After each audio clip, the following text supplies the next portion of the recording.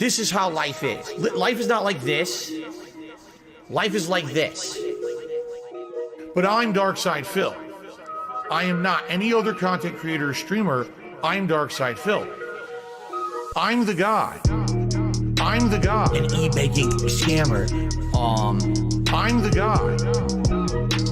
Mark my fucking words. Stupid anime bitch. I'm the guy. 14 years as an e-beggar and a scammer and WWE champion. Take a look around. I'm the guy. Life is tough right now. I guess I'm proud to be a loser. Down there at level 1. Well, you know what? It's nice at level 1. I'm the guy. An e-baking scammer. Please tip me. I'm the guy. Mark my fucking words. Stupid anime bitch. I'm the guy. I'm the guy. An e-baking scammer. I'm the guy. Take a look around. Stupid anime bitch. I'm the guy. I'm the guy.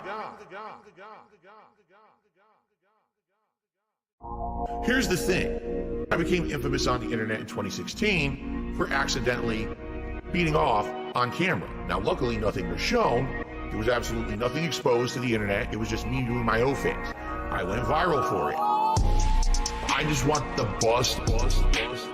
Oh, man. Bust. Give me the monster. Bust.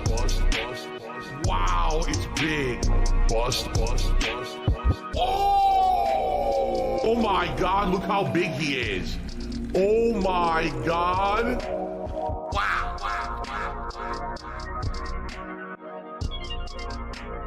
That thing is a monster. I just want the bust. Oh man. Bust. Give me the monster. Wow, it's big. Bust. I just want the wow. Give me the monster. I just want the Vibrant and robust. wow. I just want the bust. I just want the give me the monster. I just want the wow, it's big. Where did the load go? I just want the bust. Oh man. Bust. Give me the monster. Bust. Wow, it's big. Bust. I just want the bust. I just want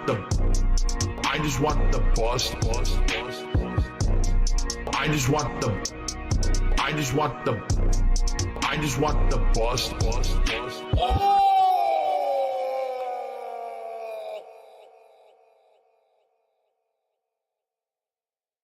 Post-nasal drip is a constant. It keeps going.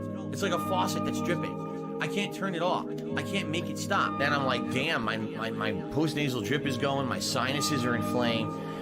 My throat is gunked up. What is going on here? Damn. Snort. Code. Drip. Snort. I got the drip going. Snort.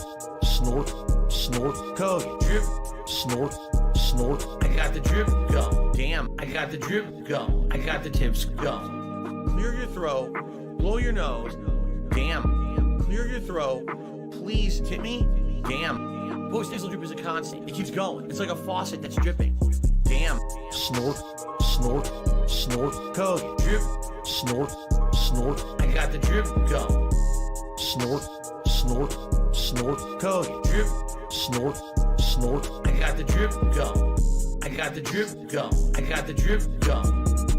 I got the drip going. I got the drip going. I got the drip going. I got the drip going. I got the drip going. I got the drip going. Can't make it stop. So what do you want me to do? Have a mute button that every second I'm tapping the mute button just in case I'm gonna have to clear? Like, this is what I mean. These dumb kids. This is what it is. It's dumb kids.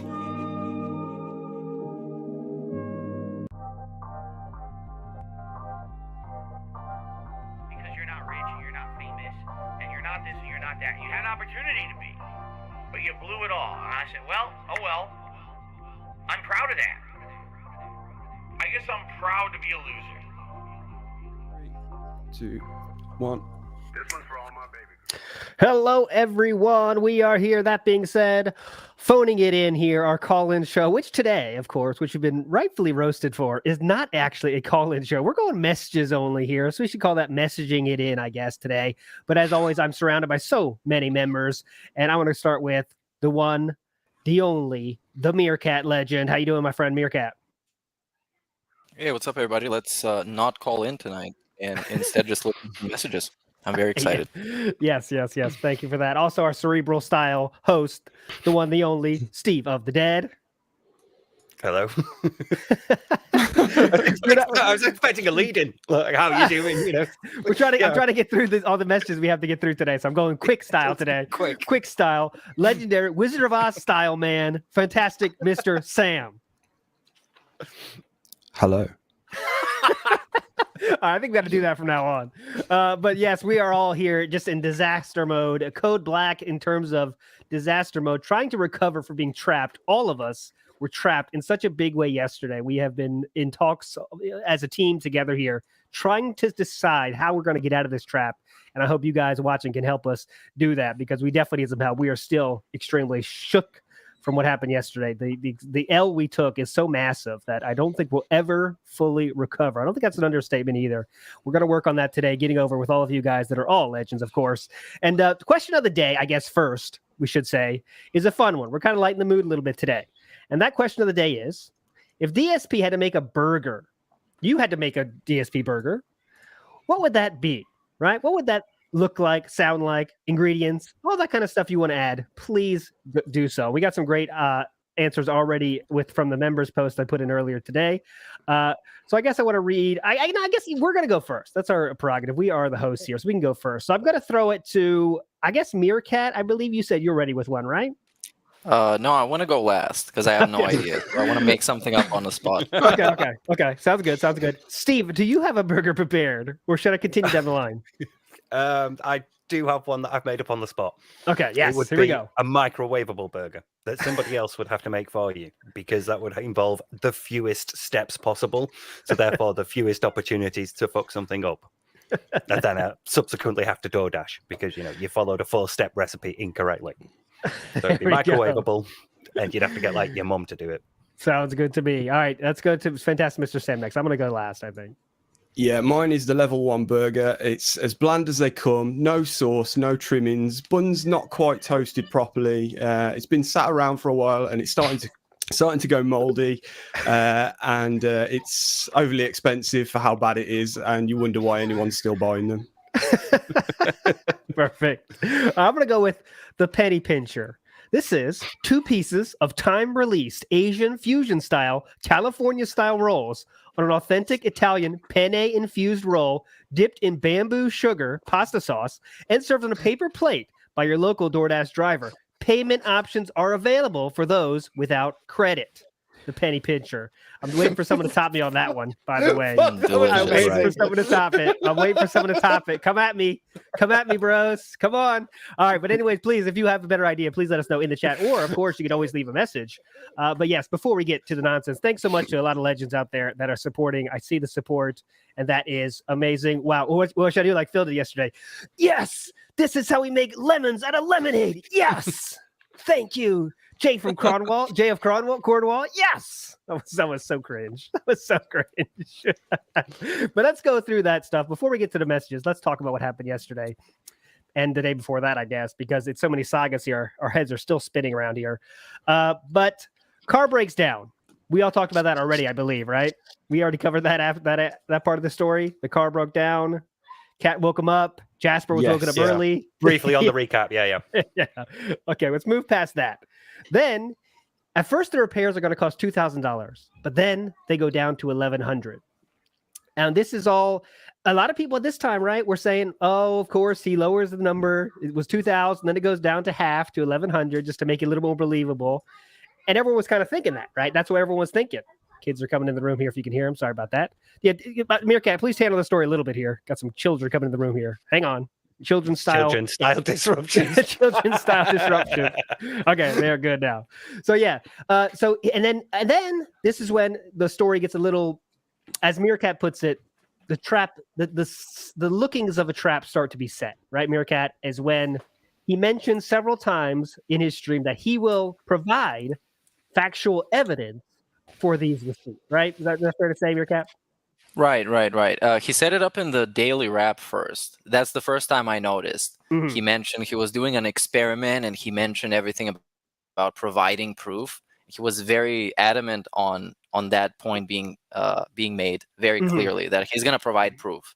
Yes, and which was really, really strange for me as well, because he never does that, right? It's something he avoids doing. And he also showed that odd screenshot of the receipt, kind of like defiantly. But he said, like, I'm not showing the whole receipt, but here's the receipt. Yeah, I did it. It was just weird, right? There's a weird feeling there. And obviously, I didn't know what it was about, but we found out shortly that there was a reason for this oddness. Right? He shows that partial screenshot during that stream and says, I'll give you the whole story tomorrow. Give you the whole story tomorrow. Give you the whole story tomorrow. Then the daily wrap, though, right, Meerkat? I think daily wrap, there's more there, right? In the daily wrap, same thing. That was same it, thing. basically. Yeah. In the short, he also mentioned it in the scheduled short, because who watches these? Well, I watched it. And yeah, he did mention he's going to provide proof. So this was a part of his experiment, the very not obvious experiment. Even he said it was an experiment, either in the daily wrap or in the short. He said he's running an experiment. Yes, he did say that, right? He said, I'm running an experiment. So Phil, with this great mastermind, this plan that's going to take over the world, literally said to all of us that he's running an experiment. and I didn't know, I don't think anyone knew exactly what that meant at that time, but it didn't take as long for it to find out, because the very next day, during Meerkat's stream, I believe, there's some scuttlebutt around the fireplace, around the water cooler, that there is an invoice that has been found. And then there was, again, is it real? Is it not real? That kind of stuff started going. And Meerkat, I saw your reaction. You kind of were obviously a little bit hesitant to believe it at first, right? Well, yeah, it did say on top, it did say the car was called the Snortmobile, but that was clarified later on that you could put a nickname for your car. Yes. So I guess it was something that the leakers did. Yes. And right, I did in the first place believe him, and I trusted that partial screenshot that he showed, because he rarely does that stuff. Yep. And seeing how he mentioned extensively that he was going to provide proof, I was I was lenient to give him a try, give him a shot. And then the invoice came out, and it confirmed what he said. Yes, that's the key point, right? So, like, I was watching Meerkat stream there, and please, Sam or Steve, if you have anything to add here, add it, please. But I mean, what were you thinking at this time? I guess I should say, Steve, when were you watching this live as it unfolded yesterday in the saga? No, I actually took a day off yesterday, and it's like the one day where 3 things happen. Yes. So, Sam, what were you at this point in the story when the receipts were revealed? I should say. I think I was still at the point I was when we did the recap, where I was still kind of like, I don't know about this, especially, I was probably in the same place as Meerkat, Yeah. With the it's just that seeing that Snortmobile on top, I was like, well, okay, this all looks kind of legit now, but there's just that one little thing where it's like, well, why is that there?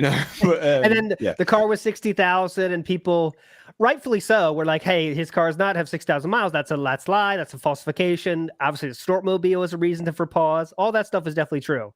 I, though, have taken my car in for fixing at Firestone. So I knew at that point there was what you do is just register your car, right? And you say, this car's name is whatever the fuck, penny pitcher burger car, you could say. And car style car. That's what I'm going to change mine to, actually. And then you could also put whatever miles you want, just to help you remember the car, I guess, right? So this car is 60,000 miles. That's where that's from, by the way. And so that's definitely true. At that point, I knew it was true. Right. But some people, obviously, the videos start rolling out about what's going on, and everyone's kind of taking this W, like, right? Like, oh, wow, we got this. And I just didn't see the W, right? I didn't see the avenue for this to be a W for the Detractor sphere, right? And Meerkat, I think you agree with me on that point, right? Or no? Or have you left the building? Uh-oh. This may happen tonight from time to time as Meerkat is having Hello? internet style Oh, there you problems. are. There you are. Yeah, I'm having the same problem as earlier, so I needed to unplug all my stuff. Anyways, well, it basically confirmed what he was about to show anyways. So if that invoice was released later, then it would have made more sense. But it did confirm the dude wasn't lying, as he said he wasn't. And he did show that same thing later on. So there goes that. Yeah, so it's just like for me, it was such a whatever thing. And I know, like, okay, yeah, we can make fun of Phil because he paid a lot of money. But, like, a lot of people do that, guys. You know what I'm saying? A lot of people go to the car thing and they say, hey, you got to pay this. And it sucks. And Phil should be able to change a battery himself. I know that. And, like, but some stuff you just got to pay, right? So, I mean, I know he got ripped off. And, yes, if he maintained his car better, it would be better for him. He probably wouldn't have to do all this nonsense. But Phil paid too much for a fix. And only thing we knew is that he exactly told the truth, 100% told the truth, right? So Phil was not lying about one aspect of at least the money side of the car thing, right? And I'm still searching for where the big W is, right? Am I alone in that thought, or is that should be immediately obvious anyway because of the number involved? Phil is exactly the sort of person who would get taken in by that sort of stuff. He would be suckered in to paying more than he should. Again, not only because he's failed to maintain his car over the years, but because he's just a salesman's wet dream. He is the sort of person who falls for marketing every time. So him being overcharged and saying, guys, costing $1,100. It's like, yeah, that seems about right. Because you're a sucker. You're not smart. You're just as gormless and as gullible and liable to fall for this sort of thing. So, yeah, you would be the sort of person who would be overcharged by a mechanic. And that, to me, sort of like made it more seem true than like he would lie about it. Lie about other stuff, you know. And susceptible to buying into the to add-on charges as well, as we'll get to later with the TV. Yep. And it's funny that he did have to pay more. Yes, it's funny. That is a funny thing. He did have to pay way too much. Imagine 1,100 hours of the car for cars that's had 10,000 miles or whatever. That's pretty crazy. And that shows how Phil doesn't take care of it enough. But anyways, so then Phil comes out, and I think the tweet was something like, I'm going to tell you something. This pre-stream is going to be something, you know? And then Phil just takes this huge, of course, he tells you, I'm going to tell you something awesome, guys. It's coming up. And then he does the classic thing of meandering all over the earth, 80 days around the earth. It takes for him to come back to the point you want to fucking hear, because he has to tell you the schedule in Braille, in smoke signals, in every fucking way possible. And then he brings back to the point. And then he starts saying how this was all a trap. And Meerkat, if you're there, I want you to kind of go through the trap and what he thought the trap was accomplishing, please. Well, the trap was just like he set it up. Because, of course, if he shows up to an interview, the guy's going to obviously ask him, DSP, when have you provided actual proof against all these conspiracies? And the trap was aimed and designed in a way that would justify him not providing any proof for anything whatsoever from this point on and anything leading up until this point. And he was going to do that anyways. Yes. The way he set it up in the last 2-3 days. If you watch those pre-streams, the daily wrap, he set it all up. And he was going to look for the first person to not believe him when he showed that invoice and then point to that guy and say, look, this is why I can't provide any proof. And it's just so... Nothing changes at all by these ops, by this reveal of these detractors, whoever did this, right? Revealed the receipt. Nothing at all changes from Phil. Nothing will change. Because now he just has a bigger reason to say, but like, what is that even a win for? How is that trapping us, right? Because we don't get the proof we wanted, that when that interview comes, he's not going to show proof. That's a win for nobody, right? The person that interviews him is going to get a worse interview because they want to have proof of anything. Now his proof is, yes, that didn't happen. That did happen. Okay, great interview. Great fun. That's really going to change how people think about you, right? But Steve, what do you have to say about that? For me, it seems like it harms him more. No, because I watched this bit. I caught up with this bit. I had to watch it at 1.5 speed, not because I was running late or anything, but because it was just so arduous getting through it.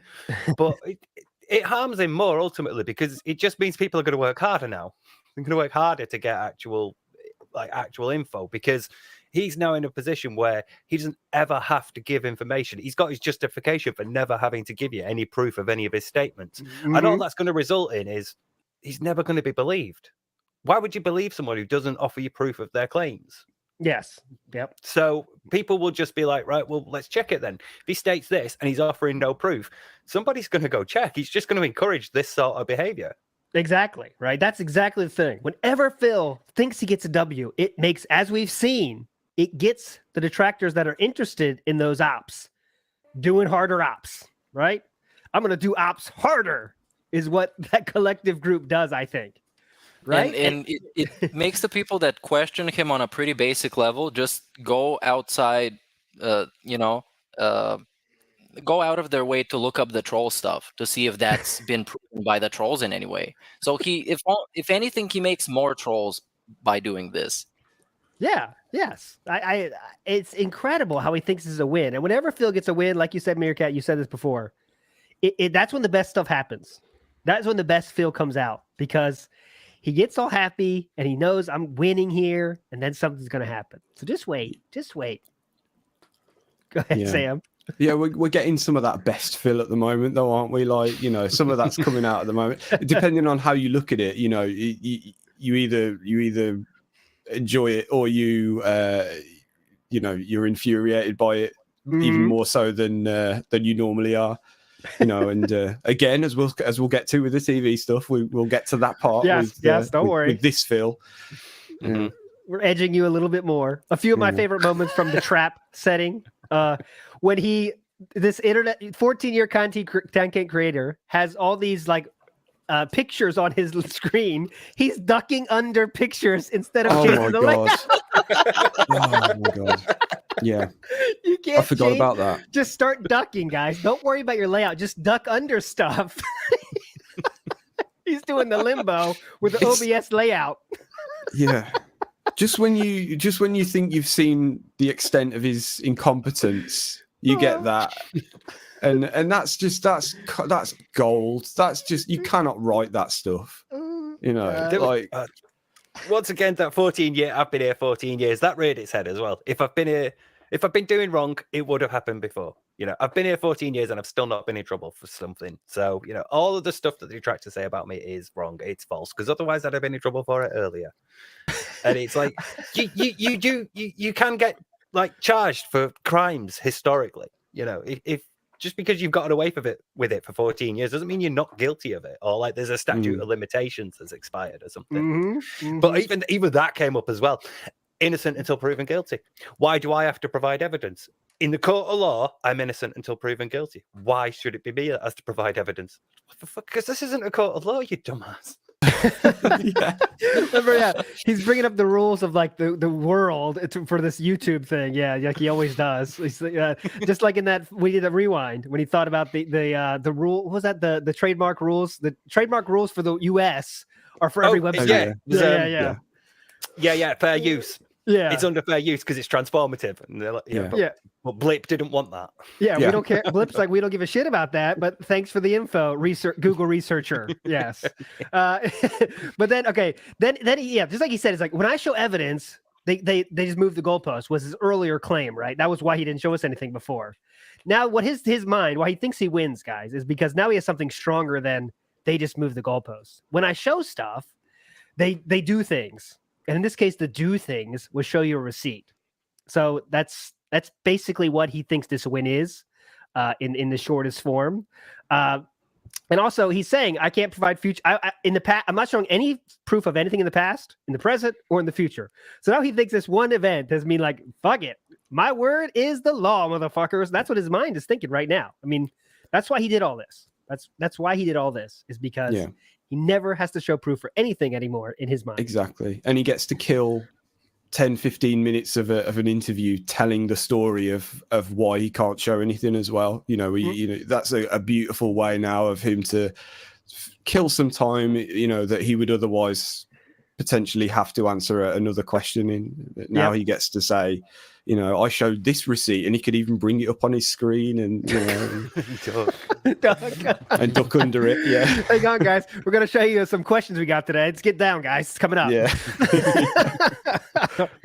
Yeah, so he's always had that absolute mindset, though, of like if one thing is wrong, then everything is wrong. You know, if I give you one piece of advice, Detractor just move the goalpost. So you know that's it. And if they're wrong about this one thing, then the whole conspiracy could be thrown out. He's always had that sort of mindset where if you can attack just the one thing, it somehow invalidates everything else.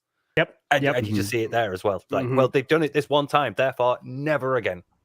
Yeah. Even in times when it would actually benefit me to show evidence. Like, because he mentioned champions. He said, I'm going to bring up something on my phone, and then all of a sudden you get that account name and all that. It's like, that would kill everything dead, that answer. If doing that, if you had that evidence to prove your innocence to that extent, you would do it. But he's like, no, because you'll just go and harm me elsewhere.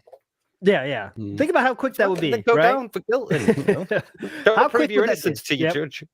Yep. And that's a good point, August Stevenson. The car. Think about this: if the tractors that did this ops, which we don't agree with ops, but if this ops was done and they changed the receipt, let's say to say $100, and then Phil could show the real one, that's a Phil win, right? Look at these tractors making shit up. They just make everything up, nugget of truth, and then they just make a pile of shit everywhere, like he always says. Of course, he has taken the shit joke, of course. But if they did that, then okay, now Phil wins, right? Phil gets a 1-up because the tractors do just make shit up out of nowhere. But that's not what happened here. It was the exact truth that Phil said. So detractors found out that he wasn't lying this time, but detractors aren't someone just making shit up either, right? So right. Anyway, you know, And go ahead, I'm going to use his logic on this and say, okay, in this case, the trolls revealed info that is correct. Does that mean the bank leaks are correct? Yeah. They're correct. Yeah. And that's pretty bad for him. Yeah. True. Sam. Yeah, But it's he not like needs- his fate, like you just said. Yeah, but he can, funnily enough, use exactly the same sort of deflection tactic that he's done with the bank leaks, where he can say, you know, he could just talk about identity theft and just dodge the whole point of it. You know, it's exactly the same thing from his point of view, isn't it? You know, he can just say, "Oh, they've done it again, broken the Gone law." demented. Gone insane. Yeah. White coats get him out because they found Literally. the truth. Committed identity theft by calling up a garage. Yep. So We couldn't steal anything. He was there going, they don't have any information. They don't have any pertinent information, so they couldn't get anything out. So then, how was it identity theft if it was stolen? Yeah, and they fell right What into was my hands. thefted? You know, His word was they fell right into my hands, like it was a bear trap. yeah. It's a bear trap that we're all stuck Right into my in. hands. How did we fall into his hands? That was the puzzling comment for me.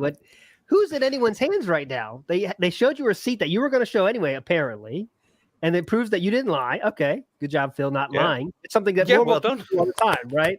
That's something normal people do all the time, right? I'm going to be honest as I can with you all, of course, but There was also this great line, I'm never a liar, but when I've lied, it's to protect my family and to protect my identity and so on and so forth. So I'm never a liar except when I lie. yeah. So, we know his family is very loose definition. So maybe he considers a JPEGs part of his family. That's why he has to lie about them. Now, you guys never thought about that. That's a 4D chess move, maybe. Possible. Very possible. Kiwi Farmer, thanks so much for that comment. We're going to get into TV, my friends. Do not worry about that. And Barrett Wells, thanks so much for your contribution, guys. TV is coming up right now, unless we have any more comments about this. I think people want to get to the TV now, and I agree with them. Phil didn't win. We found out something that was factually true. Phil spent too much money on a car. That's kind of funny. End of story. Anything else to add? His wife didn't go to work, and she cried. But she relaxed as well. She can't get hours, though. How get hours. bad is it? How bad is it that your win is, hey, look, they proved that I was telling the truth? Yeah. Like, I needed an external force to prove that I was telling the truth. That's the bar And we're that's at. somehow a win for me. Yeah. Yeah. God. Wait, one thing is confirmed. This interview will be not worth your time. Of course, we got to watch it. We got a show to put on here. But this interview is going to be the worst thing you've ever seen. Watch 1,000 of his pre-streams. You'll see the same shit. How many times is he going to say helicopter? That's the over-under that I want. How many times is he going to say helicopter company? I'm setting it at 2.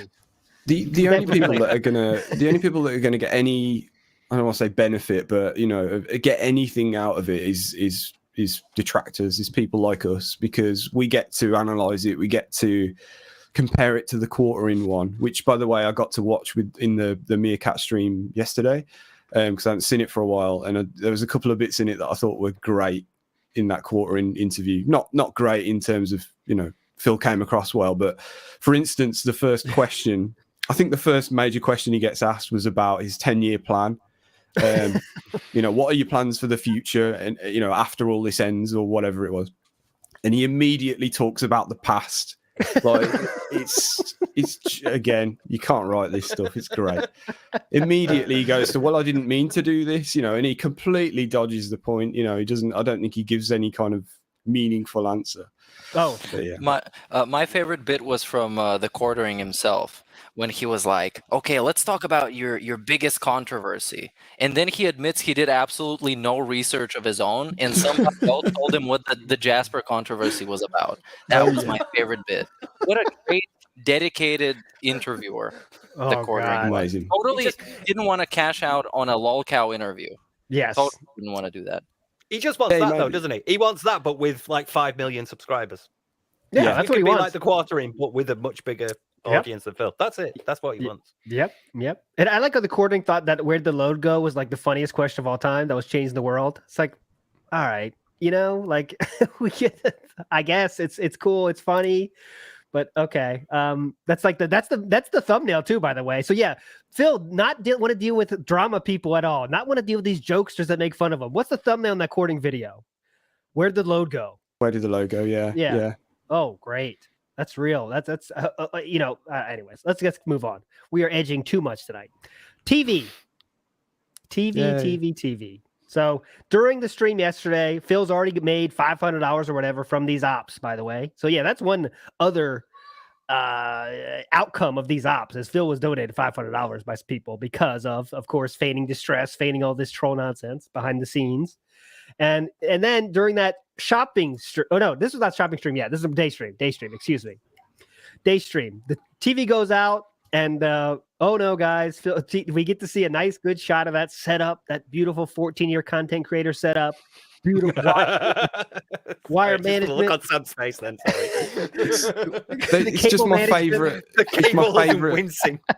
Yeah, it's just my favorite Phil style stream. Cable management is when we get to see, when we get to see that camera spin round. I'm like, yes, brilliant. Look at that. And the cable management, the dust management, the room management, everything is just on display. Top tier streamer setup right there. We all got to see. And the fumbling around with electronics, Phil and electronics are always a good combination. He doesn't know what anything does. He's like, someone gives him like ideas of a flashlight to see if it's black, the backlight's off. He's like, oh yeah, I'll do that. And then he's kind of just doing it. It's just funny to watch when he's in any situation like that, because outside of that comfort zone of sitting on that fucking love seat, it's always gold. It's always gold, because it's just that's what he is. So TV turned into oh no, let's do a shopping stream. Okay, I don't know about you guys, but a shopping stream for me is when you bring up a tab of Amazon, you go through some options, maybe put a few things in your cart, you show people that, you know, this color's cool, oh, that's pretty good, that has some good parts. But for Phil, our boy Phil, you know he can't do that. You know he can't show any desktops. Are you out of your mind? He puts the camera right on his mug and talks about all the things he sees on his computer screen, which was very, very entertaining for about 2 seconds before I turned it off. Go ahead, Steve. There was an amazing moment when he was, after he got up to try and fix the TV by banging it repeatedly. And he goes, you know, it's hooked, I'm hooked. But he says, like, he turns the camera around. He's, you know, like, I'm going to just talk through what I'm doing while I'm troubleshooting. I can't see chat, but I will occasionally check on my laptop to see what it's doing. And it's like, it's not a laptop. It's a laptop. Move it. I can't see chat on this thing that I can move, but occasionally I'll walk. Move the laptop. That's like the whole point of a laptop. That it's portable. Nothing is portable. Nothing is bendable in that schedule. Nothing can be changed. No, and no other TV in his house is movable either. Oh, fuck no. Oh, yeah, no. He told you he can't carry it. He was admitted that. Like, you could make a joke about the noodle arms, but he said it himself. 30 pounds? You kidding me? Well, I mean, he couldn't go and get Cat's monitor from Couldn't use her his monitor? office. No? Couldn't use couldn't even think of that. Yeah, he's got Same monitors room. on his desk in the Same same two room. monitors, hasn't he? Got a two monitor setup, but it's like one of them will have a HDMI cable socket on the back. Use that. No, I can say without any shadow of a doubt, if that happened to any one of us, and probably everyone in the chat that's even thought about streaming, that if and they had another screen in the vicinity, they would take 2 seconds, unplug the fucking thing, and put it on the thing in front of them and go, "Well, we'll just use this for a bit." Not 2 streams worth of this, Oh, God. Impromptu Q&A for an hour. Then we get this. Oh, tonight we're gonna do a shopping stream, guys. It's gonna be huge. Quick point. Can't carry a flat screen, said Michael in the chat. Can you imagine if it was one of them old like big Sony LCD TV ones? Oh God, no! Jesus. He'd have to get big hulking monstrosities. He'd get his dad to fly in from Connecticut for that. He can't lift that. What are you, crazy? Yeah, that's true. There was a monitor in the same fucking room, and he was saying, "I can't do that." So, and he laid into someone about the possibility of streaming downstairs as well, and I was like, "Why is that so crazy? For one day, just take your PC." It's not like you've got a lot of stuff, is it really? You've got like a mic and you take your console down, you split whoa. There's a lot of wires to untangle there, Sam. That's true. Yeah, I'm thinking about this as someone that actually manages cables. That's the real reason. Yeah, there's wires. He pulls one down, the house is going to fall down with those setups. Yeah, we then get another stream of like the cable untangling stream or something. Don't give him ideas. Don't give him ideas. Pretend you didn't hear that, Phil, if you're watching. Don't do the for next week's marathon. If we hit the tips goal, next week we'll be doing a cable untangling marathon. Wow, this cable. I remember this one. This was back from the machinima days. One time it touched. Oh, Leanna used to use that one. Oh, I miss her. All right, anyways, let's keep going on. Let's keep moving on. Then the night stream comes. In the days before Wi-Fi, this used to be a modem. If you guys don't know, the internet is transmitted from Wi-Fi. It's a mode of communication. And the first modes of communication are actually smoke signals. All right, I'm not going to let that go. Let's stop right now. All right, so anyways, so the TV conversation was basically a big computer stream. What I mean by computer stream is when he's picking out computer parts where he chooses the part he wants, and then he tells you why that's the best no matter what anyone from chat says. That's the same thing that happened here. He has his eyes set on Bravia for its. Oh God, I want to remember the quote. He had it perfectly here. Response rate. Response rate and you mean refresh? He's getting 2 things mixed up here. He's getting refresh rate and response time, I think. Profit. And but he's very weird about the Bravia, and it's black and white something. Black and white color balance or something. Yeah. I've had Bravia devices in the past, and they were all amazing. Okay. Yeah. Again, this benefits viewers 0.0%. By the way, he was so excited. It's going to change nothing about his stream, is it? Sorry. No. Go ahead, Meerkat. Go ahead, Meerkat. You with us? Oh, we just lost Meerkat. Oh, I just killed him. Oh no, he's out. Oh God, lotion up. Beautiful comment. What vest is cable untangling best? Best comment so far. I know I missed a lot, guys. Oh, I'm putting money on this. Bravia. All right, I'm back. Expensive. Hey, wait, there we go. Oh, there we go. Meerkat, go ahead. Yeah, I think it's crazy because he's kind of like a car salesman who's trying to sell a car to himself. As in, like, he was trying to convince himself to buy that fucking TV so hard. And he was, like, pitching the idea to himself. It's like this, like, weird impulse control thing where you convince yourself to spend more money when you're actually broke. Yes. It's very interesting with him. Yes, and I think we all know that feeling, right? I've had it before too. When you're trying to pick something out, you're like, "Oh, you know what? That response rate is 5 milliseconds slower. I kind of would like that."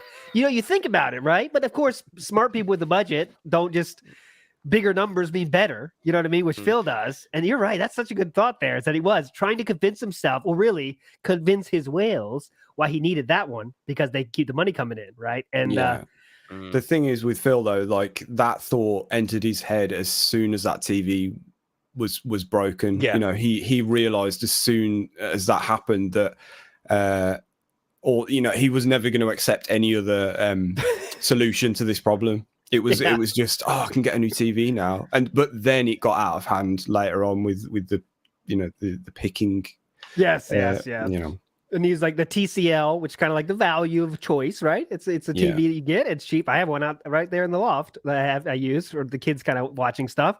But Phil was so fast to say bye to those, right? Just so quick. That's the TCL. Get the fuck out of here. Bravo. Yeah. Right. And then he kind of goes through all the features that a salesman would give, Yeah, we can get into all this technical stuff. And I know to say Profit again, did a good stream on it yesterday. Going into the ins and outs, and lost my train of thought. To touch on it briefly, it's a TV at the end of the day, and the way he's talking about it, it really comes across as though he should be getting a monitor, basically, for that's the short of it. He's getting into all these technical details, and it's like, well, just get a monitor then if you're that bothered about response time and refresh rates and things like that. But again, his setup's just that weird that he's got a TV across the room, and it's like, well, I don't know. We've talked about this before, and I know TVs have got game mode and all the rest of it where they kind of cut down on all that stuff. But it's like at that point, you should just get yourself a monitor. You've been in this business for 14 years. You play fighting games, so if that stuff's important to you, then just get a monitor. Yes, all the features he cares about, monitors do it better. Unless you get to the high-end TVs, right? In my opinion, of course. So Chew's looking at me laughing because he said I'm so serious today. Sorry about that, Chew. I should have said, by the way, bad promotion. Tomorrow, for members only, we got the Chew episode number 2 is coming out. And for everybody, you're going to get the preview version coming out tomorrow as well. Stay tuned for that tomorrow. Back on track. Then let's get to it. He chooses a Bravia, of course, the one of the expensive options. And he said, what's my budget? It depends on what I make. It depends on what I make. Let me translate. It depends on how much you motherfuckers give me. Go ahead, Steve. The response to that was, Phil, how much do you think you could spend on a TV? Well, what you guys don't know is when you're running a business like I do, you can't give a single straight response. No. It's almost like his default response is like, okay, can I go back to the helicopter job with this? What part of my 14-year legacy can I get back to quickest? Yeah, exactly. Yeah. But it's like, even there, that's a very dodgy, evasive, deceptive thing to do, because again, you sweep in the main point of give us a value, give us an estimate, give us something that we can hold you to.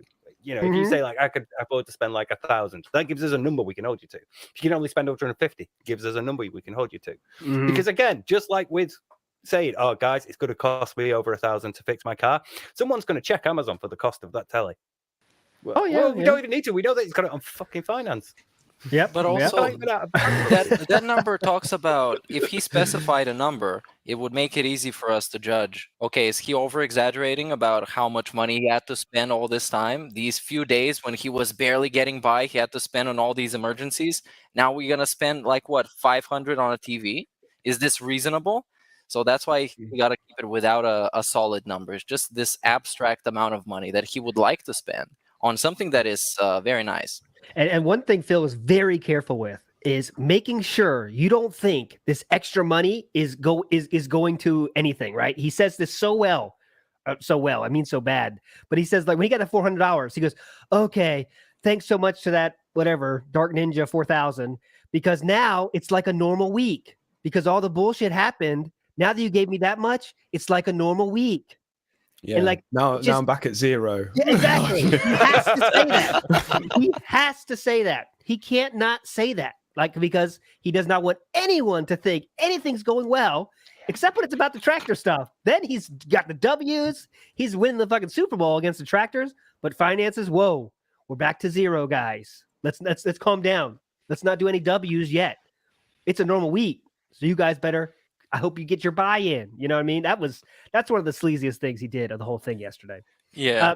Go ahead, Makeup. There was also this one clip. I haven't seen the specific clip where he implied that he bought the TV, the TV that just broke, but also gifted to him. So that was quite unclear whether or not it was gifted to him or he bought it himself. Yes, a typical case of. I'm not sure. I saw the video about that. That said, Duty put that out, right? That he, in the past, he said a fan gifted it, and then yesterday though he said he bought it. So, I mean, Phil lies. Whoa, who knew that? Yeah, I mean, we got the same thing with the chair. You know, he always lets these little things slip. Yeah, again, he could be. It's hard to say because he could just be sort of saying, "Oh, well, I picked it out and then passed it on to the person." About that time, wasn't it? Wasn't it the PS4 Pro was gifted? Yeah, I think it was exactly the same time. Yeah. Yep. But anyway, so let's get. We're trying to get too long for this. I apologize for edging out everyone out so long. But then he buys the PC, right? And this is one thing. His face lights up like it's Christmas morning. And wait, you all know you all know what this season is about, right? Remember that? You guys fucking remember what that season's about? Don't you ever forget that shit. So he lights up like Christmas morning, and you guys remember in your head what that season's about. And he said, "This has financing." And he was on cloud nine. Cloud nine. I'm just imagining the orchestra swelling and the lights go up. Oh God, that settled the deal. He could have closed his fucking tab, just buy that one and forget about all the TVs on earth, because that was what made the decision. I can finance something that no one has told him since the IRS. I can finance, and he was in heaven. And let's think about, why would you finance, right? Why would you want to finance a TV when you clearly have enough money? That's because every month he could add that to those magical things. We know it's not one, it's those two big bills coming up every week, guys. We got another one. Is it going to go to 3? I guess we'll find out. Stay tuned for this next saga. The TV bill going. The TV bill. And you know how this is going to be in a month from now? It's going to be, you guys, I have to pay for the TV. Last month I was like really strapped for cash, so I had to finance it. So he's going to spin it as in he was desperate to finance it. And like he acts like that's such a great decision to make, like, yes, I can finance. And that shows when someone's, has a real problem with buying. I mean, he just loves buying stuff, and he loves the finance because, wow, it doesn't cost as much, in the mind, right? And that's the thing. It leaves him with the rest of the money. So if you get like $600 and you can get it for $600 straight off, or you could buy it finance $150 a month. He sees that and thinks, that leaves me like, how much? $450. I can spend that on other stuff. My God. And so that's not just buying one thing, it's buying lots of things. So not only are you spending money on a big purchase like a TV, but you're spending a lot of money on a lot of things. So you feel even better. So it was something. It shows a lot about a person's mentality of shopping and how they think about money, when the thing that makes them most excited was about, I can finance. Snooze, great comment. Is addiction, I'm telling you. Let's see how long it takes Phil to say these words. We are all loving my new TV. It's going to happen. It's going to happen. Yeah. It is going to happen, too. That shit is going to happen. On Friday. You guys, as soon as he plays a Street Fighter game, it's going to be like, dude, this TV is like actually so much faster than the last one. I can see all the moves coming out. Yeah. Until he gets wrecked the first time. Then he's going to be like, right, hang on a minute, grabbing the remote. I need to change it. It's not refreshing fast enough because that person beat me. So, change this gamer mode. What's gamer mode? We're gonna get an example of this on Friday, I think, because he's excited about playing the new Modern Warfare as well, isn't he? So he's gonna be able to test that refresh time or whatever it is. Refresh time, refresh rate, refresh samples, refresh style. Refresh style thing. Who knows what it is? All right, but I think that's it. I think we're ready for messages now. Did I miss anything, Mirka? I know you watched it. You had great streams this week about it, so I know you are an expert too. But what do you think? Did we miss anything? I guess we talked about everything so far. So we'll see, I guess. Oh, was the chargeback thing with the Snorlax dude. Apparently, he won the chargeback. Yes. And, for anyone that still thinks that's not true, I can promise you it is true. Again, I don't know his intentions. I can promise you, though, that was true. Snorlax did charge that back, and he did win the chargebacks. And hopefully he never says hi to Phil, send many to Phil anymore. Who knows if he will or not? We'll see. But good on Snorlax for at least winning back those chargebacks. And here's the yes or no question I want from you boys. Will Phil, because remember Phil said he won one of the chargeback back too. He won one of those back for $100. He sounded convincing too. Yeah, he sounded convinced. So do we hear tomorrow about the W for not getting the chargebacks back? Or, the W for getting the chargebacks, winning those money, or is he going to take the L and say, "Hey guys, I need money because I just lost $400"? What do you think Phil's going to do on Friday? Because I'm kind of up on the air about that. You know, well, if it involves like putting across the option for people to give him more money, he's probably going to go for guys. I was having a great week. Support have been fantastic. You were all excited about my new TV, and then chargebacks, more chargebacks, even more so. So there's no now I chance need there's no chance he's talking about another chargeback. Like we're assuming he's definitely he's certain it's. Yeah, he didn't say the guy's name, so I guess it could have been like the first of, because Snorlax didn't do like all in one, did he? Oh yeah, there's a fuck ton of. I've seen the that. screenshot. Yeah, it's a fuck ton of work that you have to do to charge back all these fucking things, and Snorlax showed me it all. So yeah, Phil could always, like you said, Steve, weasel his way and say like, Barrett, well, great. I don't want to give the TV back, guys. Please keep the tips coming in. I just lost $400 charge back. Yeah. Oh, he also paid for the TV to be brought at the exact place he wants it. Yeah, I was just going to say. In the office. It's ridiculous. This man is barely getting by the way. If you find this hard to believe, I'm sorry, you have to believe him. He's never showing evidence ever again. But it's like not even like the cost of it. It's like it's a flat screen. Pick it up and move it. Yeah. 50 house. Yeah. 50 Cat is still a human as far as we know. As far he as we hasn't know. transformed into an actual cat. Yep. Can your wife not support your business in the way that you earn money by taking the TV, helping you carry the TV up to your office? Could she not do that? Oh, last point. When they scheduling the pickup, it was the choices were 6 a.m. to 9 a.m. or 9 a.m. to 12. And 6 a.m., 9 a.m., that might work. No, wait. I'm going to read this word for word, guys. Please. Oh, wait. 6 a.m. to 9 a.m. With Jasper, it might throw him off to have him to get up early in the morning and then we'll go back to sleep. I added nothing to that. That is the literal statement. Copy and paste it from the transcript. I heard that. I mean, does he not know what a cat nap is? Like, they don't sleep 8 hours and have a routine. They sleep. Mine's asleep right now.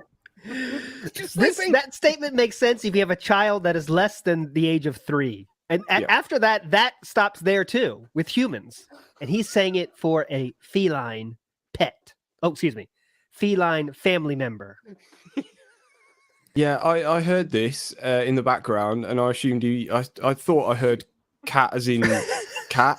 And I was like, okay, that kind of makes sense, right? It might throw him off to have to get him up that early in the morning. Fucking hell. He's a fucking cat. If you don't believe me, if he doesn't sleep 9 or 10 times a day, you don't have enough energy for his main snooze. Dude, the dude is straight up just playing The Sims in real life at this point. He's role playing so hard. This dude is like on some hardcore Second Life. You guys remember Second Life, where you pretend like you have a mature adult life when you're like 12? Oh God! Snort Hogan. Good joke. How dare you? That's his son. You're right. We're the assholes here. Can't come at 6:30. It might wake me time I got you up. Oh man, what's next? Right? Can't come in too late. My plants might wake up. That's their watering time. All right, let's move on here. Message time. I think that's all I wanted to say. All I got we had in the notes there as a group here. Anything else to mention before we get into the messages? And of course, I'm sure you guys are gonna have messages about the same topics, of course, but we always like to give it a quick chat before we get into messages. All good. Let's move. Yeah. Go ahead, Sam. Let them fire. Of course, the messages are still open. So if you want to send one, the link is down below, and please do so. Thanks so much, everybody, for being positive in contribution style things. Thanks so much for that. It really does mean a lot. And I know we don't shout it out every time like Phil, but we do appreciate it all the same. I promise. Yeah, definitely. We've got our first 3-month member as well. I think I've seen at least one. Hello. How has it been 3 months already? I know. Anyway. Right, Bill Brasky, go. or not. Yeah. There you go. Hey, it's Bill Brasky up here in Canada. It is a partly cloudy day, so no full sun style day over here. I had a quick question for you guys. I won't be able to be there for the show, but I was wondering how many people on the chat and you guys think about whether or not Phil's car bill is a real bill or if it's just something he put up together on Word, maybe even just stole something from Google. Maybe do a reverse image search. Anyway, cheers to you guys. Big ups. Bill Brasky, you are a legend. Thanks so much, my friend. I do want to say a lot of people said, like, don't read my message because it's like irrelevant and like it's hard to keep track of all those. So we're gonna play some that are now irrelevant. Bill Brasky, that's irrelevant now. It is a true true receipt, but thanks so much, Bill Brasky, nonetheless. Yeah, we're gonna get a couple of these, I think. But anyway, here's Snood. Oh yeah, Tony C asked, are we going to play the little messages? Yes, we're going to play all the messages we got. So don't worry. All the messages we have not played are getting played tonight, no matter how long it takes. Go ahead. Yep, here's Snood. Hey guys, just calling to let you know that I'm going to bed, and I'll see you on the next stream. Thanks a lot. Okay, thanks, Snood. Hey, see you, Snoop. Thanks for stopping by. Don't do it. And while he wrote, I'm sure Snood, while he was recording that, had a different tab open, the Twitter open, the same time, because that has been confirmed that Derek does do that. Oh, and by the way, not to pimp it out too much, I don't want to do that, but the Chew Waifu episode number 2, Chew talks about Derek, and I promise you, it's worth it. I promise you, it's worth it. Go ahead, next one. You're getting good at this, aren't you? Slipping in the little links. Yes. I've picked up some few things. Wow. All right, TJ. How's it going, my dudes? TJ Gamebox here. Figuring out how to give you guys a question for today, since I probably can't be here for the podcast. So my question for you guys is, with Phil's recent rant about the detractors going ahead and pulling the receipts from the Firestone people, I guess, do you think that it was warranted? Do you think that it was 100% correct to do? I know that in the past, Phil has lied about his expenses. For example, going to go ahead and see his dead parents about to die. Oh my God, they're on their deathbed. I need to see them one last time. And then using the expenses to go get married. Or the Project 7 funding. Do you think that a detractor had every single right to go ahead and try to pull these receipts? And then also, one more question for you guys. You guys can answer this afterwards. WWE Champions has put in a new speed option that if you can pay $5 and you will get 2 times the speed, so you can complete matches faster. What mobile game would you pay for a automated 2 times speed? Ooh. Mm-hmm. Thank you guys, and that's information. Want me back on the podcast again? DJ Gamebox, of course, a former guest and also legend that does keep track of Phil's spending. And it's a great follow on Twitter. If you're not following him, please do so. But the question was, what do we think about the ops, right? I think that was the long and short of it, right? So I guess we go around the table here to get some thoughts. I'll start with the Meerkat one here. What do you think about these ops? Was it, I think, what was his wording there, Sam? The DJ Gamebox wording? Was it okay to do that? I want to make sure we. Yeah, I think so. Yeah, justified. Yeah. Was it justified? Yeah, justified. I think you're right. So go ahead, Meerkat, you first. Right. First of all, I don't really care if people do ops on DSP because I'm going to talk about it anyways, regardless of whether or not they do or not. I can't tell people on the internet what to do or what not to do. I just can have the personal responsibility to not engage in that stuff if I don't like it. So I guess, were they warranted? DSP bullshits about a lot of stuff and never provides receipts. This time he was willing to provide a receipt, which instantly should make you think, okay, this guy is legit, because the guy who never provides receipts is actually very open about talking about providing receipts in this case. Yeah. So I don't think it was necessary, because I think he wouldn't lie about this, because he set himself up as the narrative was that he was going to provide receipts. And the receipts showed that he didn't lie. He was straight up with it. This time. Yep. How about you, Steve? Personally, I don't really approve of ops because I think plenty for Phil to just hang himself by his own rope anyway. You know, it's more fun to see him get wound up himself and to see just how like little things become huge issues for him when anybody else would just tell the truth and not have to deal with anywhere near the problems that he faces. But they happen, and the part of the problem is that your behavior either antagonizes or reduces the likelihood that you'll experience them. So someone like Phil, who has provoked at times, is provoked trolls, and he does sort of skirt that line between a lot of people might find your behavior immoral, you know, with regards to you're begging for bills and everything, and then being all, you can't ask about my private life and what I do with the money. So behaviors like that do encourage them, and I can't help but feel that Phil has been his own worst enemy. You know, he's the one who's ultimately hurt himself because his behavior has led to the point where people want to run ups on him to find out, because he's just such a like inveterate liar that you can never trust him telling the truth or not. Like this one case where he's telling the truth, we immediately didn't believe him because he's so consistently lied about everything when it comes to like, oh guys, I've got this huge cost coming up. I've just told you about I've broken a vacuum cleaner, and you know, I've needed plumbing doing, and you know, all these things which all amount to about $1,000. So people are going to check. So yeah, it's behavior, really. I don't ever approve of ops, but they're going to happen to someone like Phil because he encourages it.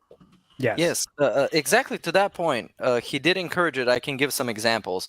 When he mentioned cat was undoxable, that's exactly that sort of thing, undoxable. What a fucking statement that was. And Go ahead. he declared war on kiwi farms, and then got the bank leaks to happen. So he goes out of his way to be super smug about stuff while not providing any evidence, which encourages people to only like try and take him down and show people that what he's talking about is nonsense. Just like with the bank leak stuff that exposed all of his dirty laundry with the PayPal gift cards and how much he was spending on haircuts and all that stuff while begging for tips and pretending he's barely getting by.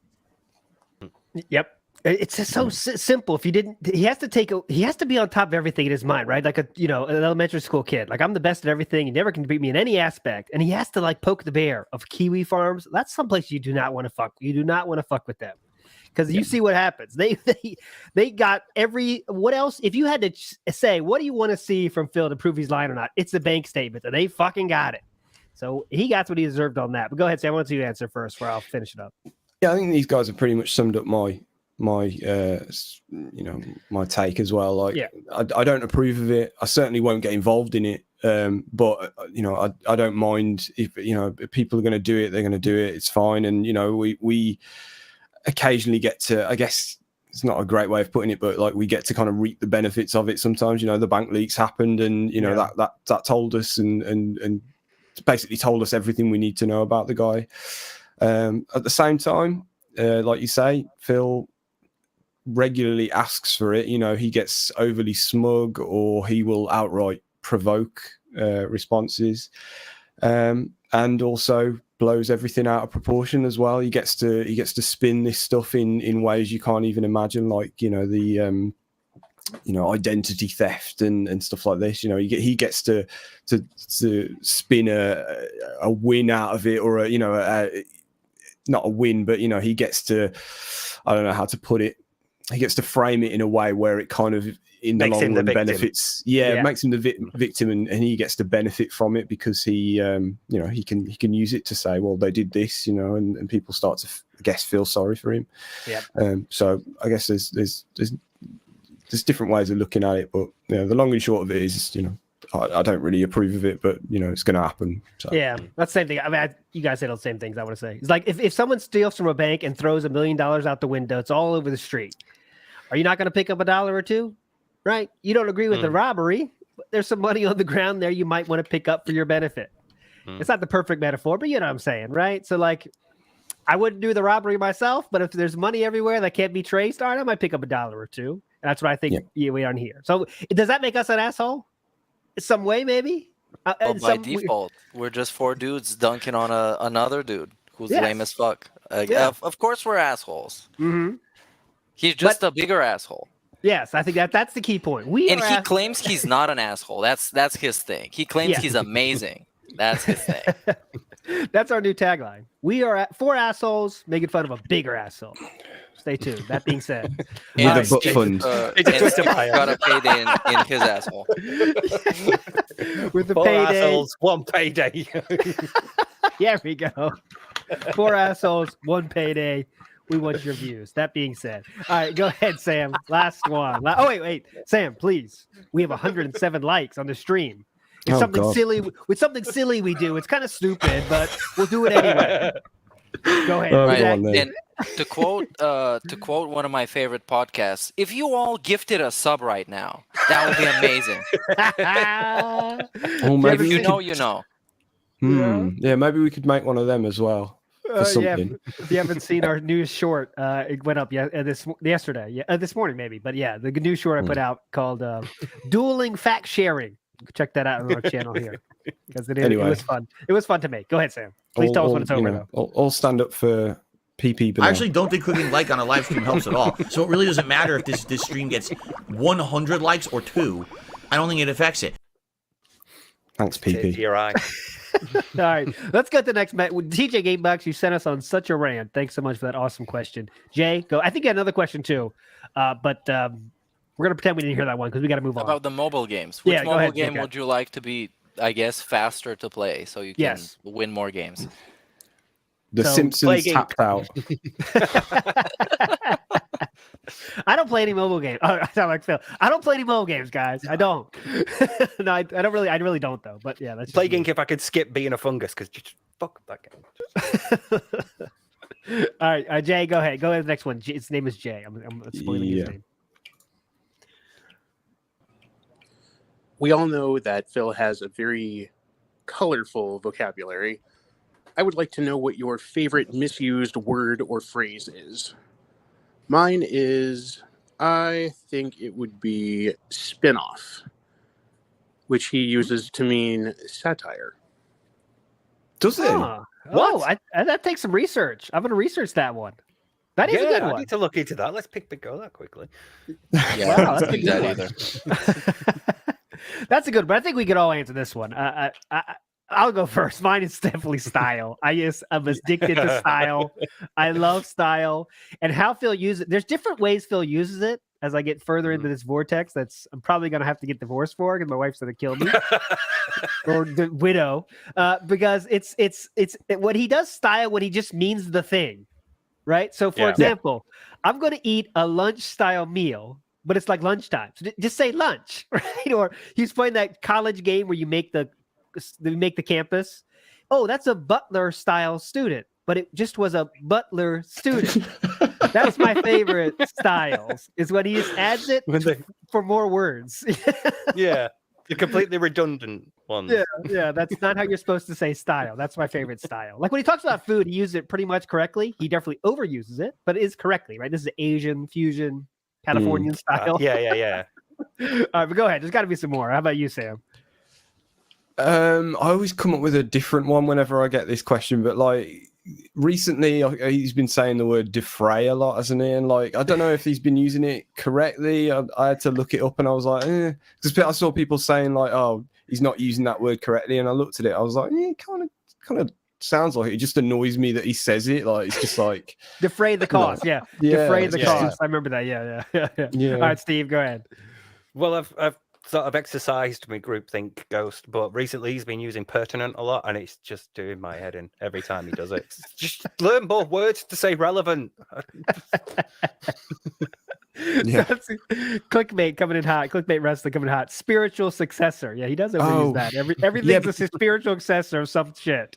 Yeah, but he says it weird as well. He says successor, doesn't he? Successor, yeah. Yeah. All S's. Successor. So when he says Twitter. Yeah. Oh well, yeah. All right, Meerkat, we saved the best for last. What you got? I gotta say penultimate. I don't know if he's been doing that recently, but penultimate has been the penultimate wrong thing that he says. He fucking thought it meant ultimate. He thought it was a nice way to say ultimate. He thought Yep. genuinely. And now I think he's reached points where he could have said it, but he's like it's the second to last playthrough or something like that. It's like you could have said penultimate here, but I reckon now you're at the point where you don't know which way you used it correctly. Like, Right. is it really ultimate, or does it mean the one before the last? I'm not sure. I'll just go with second to last. As is typical Phil, more syllables, more something, that's better. So it's got to be cool. Yeah. I was going to say, yeah. He adds like that syllable at the beginning. It makes it like more ultimate. It also disappoints me that Steve didn't bring up a percentile. Oh yeah. Short about that. I vented about it. I got it out. If I've like posted a video or a short, I've gotten it out. But I'm looking at your guys' ideas now. Me up. You guys have some good ideas. A lot of these are like he used it as a lie though, like droves. Like he's just lying. That's not. He does use droves correctly, but it's like one person. So yeah, I guess that's technically correct. I think Warren has a very sneaky good one here. He says honest. And that is true, right? Because he's not honest, but he does say honest. But that's pretty good, Warren. But probably the let's best go. answer that actually. Yeah. Go ahead, Sam. Next one. Nothing I could do. So we know that Ket doesn't give a damn about Phil's wasteful spending. As long as she gets her DoorDash, she won't leave him over that. But do you think she'd leave him for saying bad stuff about her on stream? Can't help but notice that he's using her as his scapegoat a lot. Like for the Keemstar thing, where she was the one who said to reject the offer. Now for breaking all his shit, it's always Ket who was the last one to use it before it broke. I don't like it when people talk about me behind my back. It's like I don't know what to say because it's true, you know. I feel like we've done this before with this particular caller. Yeah, he always this dude. Nothing I could do is the name. He always has good points, and we're just like, yep. yeah. We're not being good hosts, but yeah. Even the car. Like, he was like, well, I checked it last night, but then I went to bed and I was woken up in the morning, so I couldn't have done anything to it. It was working fine when I checked it last night. Yep. I was asleep. I was literally asleep. If it's broken, it's because of you. Even that. Something like that.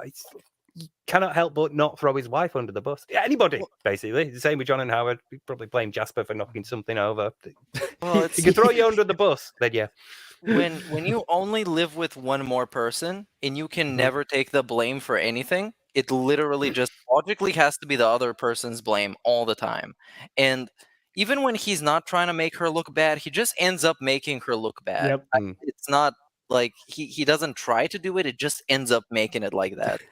Yeah. Like when she messes up a meal or something and then he has to go out of his way to say, well, I told her that that's not the right way to do it, but she did it anyways. Yep. It was her that messed it up, even though I was the one who said 2 cups of wine. That's a lot. Let's just do a quarter of a cup. But I guess the question was, would she leave him over this? No, I don't think so. No, I think they're soulmates, like legit. Yeah, I think we've kind of established that, you know, it's a very convenient situation for her, and I think it would take quite a lot than just a few sort of, you know, what would you call it, passive aggressive comments or, you know, things like that, you know, just things that don't make her look great. You know, I think it would take a lot more than that to make her want to leave him. Yeah. Yep. It's just like you guys said, though. It's like he can't be the blame for anything. And look how far he'll go for an excuse to not do something. 6 a.m. to 9 a.m. pickup. Okay, I don't want to wake up early. What can I say here? It's too early for Jasper, right? That's the level he has to go to not be the reason something can't happen, right? Because you know he's gonna say that day, like, sorry guys, stream's late, delivery's still not here. What the fuck? Right? But he could have got 6 a.m. to 9 a.m. That stream would start right on time. No, probably not, because he has to go through the fucking unboxing and like, okay, this is styrofoam, pretty cool. This is cool. Okay. Oh, this is cheap plastic. What are they doing here? USB-C? Oh, yeah. Who uses USB-C? But, you know, you don't think we're gonna get that? You know we're gonna get that. Yeah. We're gonna get that. Are we gonna get it as a separate video though? Is it gonna be a TV unboxing style video? Like, you guys swing by. I'm gonna be unboxing this new ass TV. It's gonna be so fun. Barrett Wells. You know what? Go ahead, Sam. You know what would make that work? Just thinking again as I do about how I would do it differently. If he did the pre-stream while he was doing that, you know, he was running through his usual bullshit, doing the schedule while unboxing the TV. But not a chance. Yeah. And it's going to be a three-part video. I'm sure of that. All right, guys, the whole pre-show is going to be unboxing the TV. Hopefully we can make it work in time for the gameplay. It's an hour or whatever. It doesn't take an hour to unbox TV, but it will for him. You know that. You know, any kind of cord doesn't know what's this. No one uses this just because he doesn't know what it is, you know? Yeah. But all right, let's try HDMI 1. Okay, that one works well. Next one, HDMI 2. That one's working pretty well. Ethernet. Who needs Ethernet when you have Wi-Fi? You know, anyways. Barrett Wells. Go ahead, Sam. I was just going to quickly say, and then he's got Derek in the chat telling him Wikipedia facts about Sony Bravias. The headquarters are in Osaka, Japan. You know about Japan, right? Splatoon, Phil. But Barrett Wells says she's the significant mother. And I thought that was really a good term that Barrett made up. We're trying to get that in the lexicon of detractors here. I fear it's a bit too long, but it's definitely on point. But all right, let's get the next message here. We took a long time with that one again. Okay. It's not my fault. Nothing I could do. Nothing I could do. It's my fault. We're taking so long. Disgruntled Frenchman. Hello, everybody. Been watching you guys ever since you first started over on XM Radio. Been loving your podcast ever since. Anyways, I've had this theory for about the past year that I wanted your feedback on. It started when I saw Steve's video regarding the Schwarzenegger incident, where just before Phil says, "Oh no, I shouldn't." And then ever since then, that got me wondering if, because Phil has always been talking about engagement and metrics and likes, and also complaining about how detractor content was showing up before his own channel if you search for him on YouTube. And I've been wondering if some of the stuff he's been doing ever since he hopped on YouTube, and especially in the past 3 weeks, because my mind is kind of being blown. He's been mostly boring. There's been some incidents, but past 2 to 3 weeks, we got all this craziness, including last night and the interviews and all that. And I'm wondering if he's been saying this all on purpose or hyping it up even more, knowing that the detractors will make even more content right at the start of the hardcore gaming season so that people will come to the detractor content and then maybe filter over to him, and then he could maybe try to catch them with the prognosis. I know it's 4D chess, but your thoughts? Thanks. Yeah. Okay. So basically, the question is Phil picking up the sagas at this time in particular because hardcore gaming season is coming up? Do you think he's doing this on purpose? All right, Meerkat, we go to you first. On purpose, I guess if you ask him, there's been a lot of things on purpose. Like in the quartering interview, he admits to acknowledging certain trolls because they might contribute. And also what he says is they might not come back, which was a fantastic quote. That's why we got to acknowledge the trolls so they can come back and troll some more. Yeah. But is he doing it on purpose? For somebody with his ego, doing this on purpose must hurt, to embarrass yourself on purpose and flop on purpose. So I think he tries not to, or at least it's not always conscious, but when it happens, it's not the worst thing ever. It's still kind of cool. You get a Snow Carl contribution every day. He asks you about some stupid stuff. You ramble about it. At least the Snow Carl stuff, a lot of that is on purpose. He can't just get baited every single time by the same guy that is obviously a troll because he's been banned multiple times from his chat. Mm-hmm. So that thing is at least somewhat on purpose. But I believe he starts, especially talking about the Snow Carl stuff, he starts talking about it and then he kind of derails himself because he can't help himself but be toxic. So he goes on these long tangents that are not planned. They're not a part of the actual response that he meant to say. That was on purpose. So he kind of derails himself into being toxic and then it just goes out of control. That's what I got to say about it. Steve, what do you think? Yeah, I'm sort of with Meerkat on that one because the example was the time when he said Arnold Phil's and the Christmas one for Metroid Dread, and when I was doing my video, I caught it as I was editing and listening to it, and it sounds like he says, "Nah, I shouldn't." He said Arnold Phil, "Nah, I shouldn't." Arnold Phil. So it was that moment, and I thought, yeah, maybe there is something to it, but I think it's less about I could cause some detractors or some drama or whatever, and then people will come and check me out. I think it's more a case of I'm aware of how this might make me look, but the immediate sort of sensation of saying it and, having it be a laugh or having people respond to it in chat. I think that would override the long-term, like, saying this would make me look bad or behaving like this would make me look a certain way. So if there's anything to that, yeah, but in terms of like doing it consciously and thinking this will get eyes on me and get people coming through the troll channels to me, I don't necessarily think it's just too much forward planning for him. And we know he prefers like immediacy, short-term things, short-term benefits and gains, and that seems like far too many steps. It's a little bit convoluted, and again, you're sort of banking on detractors doing it and picking the right moments and running with it and hoping that people are going to be like, well, I've heard the detractor side, but now I'm going to go give Dark Side Phil a go, and see what he says. So that's unlikely to happen, for most things. So yeah, it's an interesting theory, but I don't think there's much consciously behind it anyway. There's probably a subconscious need to, now I'm going to say it because it makes me, feel smart, or people will think it's funny without considering how it will make him look. But other than that, now. All right, Sam. I don't have too much to add. I think it's one I need to go away and think about. I think it's not really... I think Phil is kind of like one of these guys that he wants all the attention on him at all times at any cost, right? At any cost. Like, kind of not comparing these two, but like Kanye news these days, Kanye's saying he just wants the world to be watching him, and he'll say the craziest shit possible. I don't care about the consequences, just say it, right? And then all the eyes come on him, and that's the payoff, right? So I think Phil is a much smaller 0.0001% of that.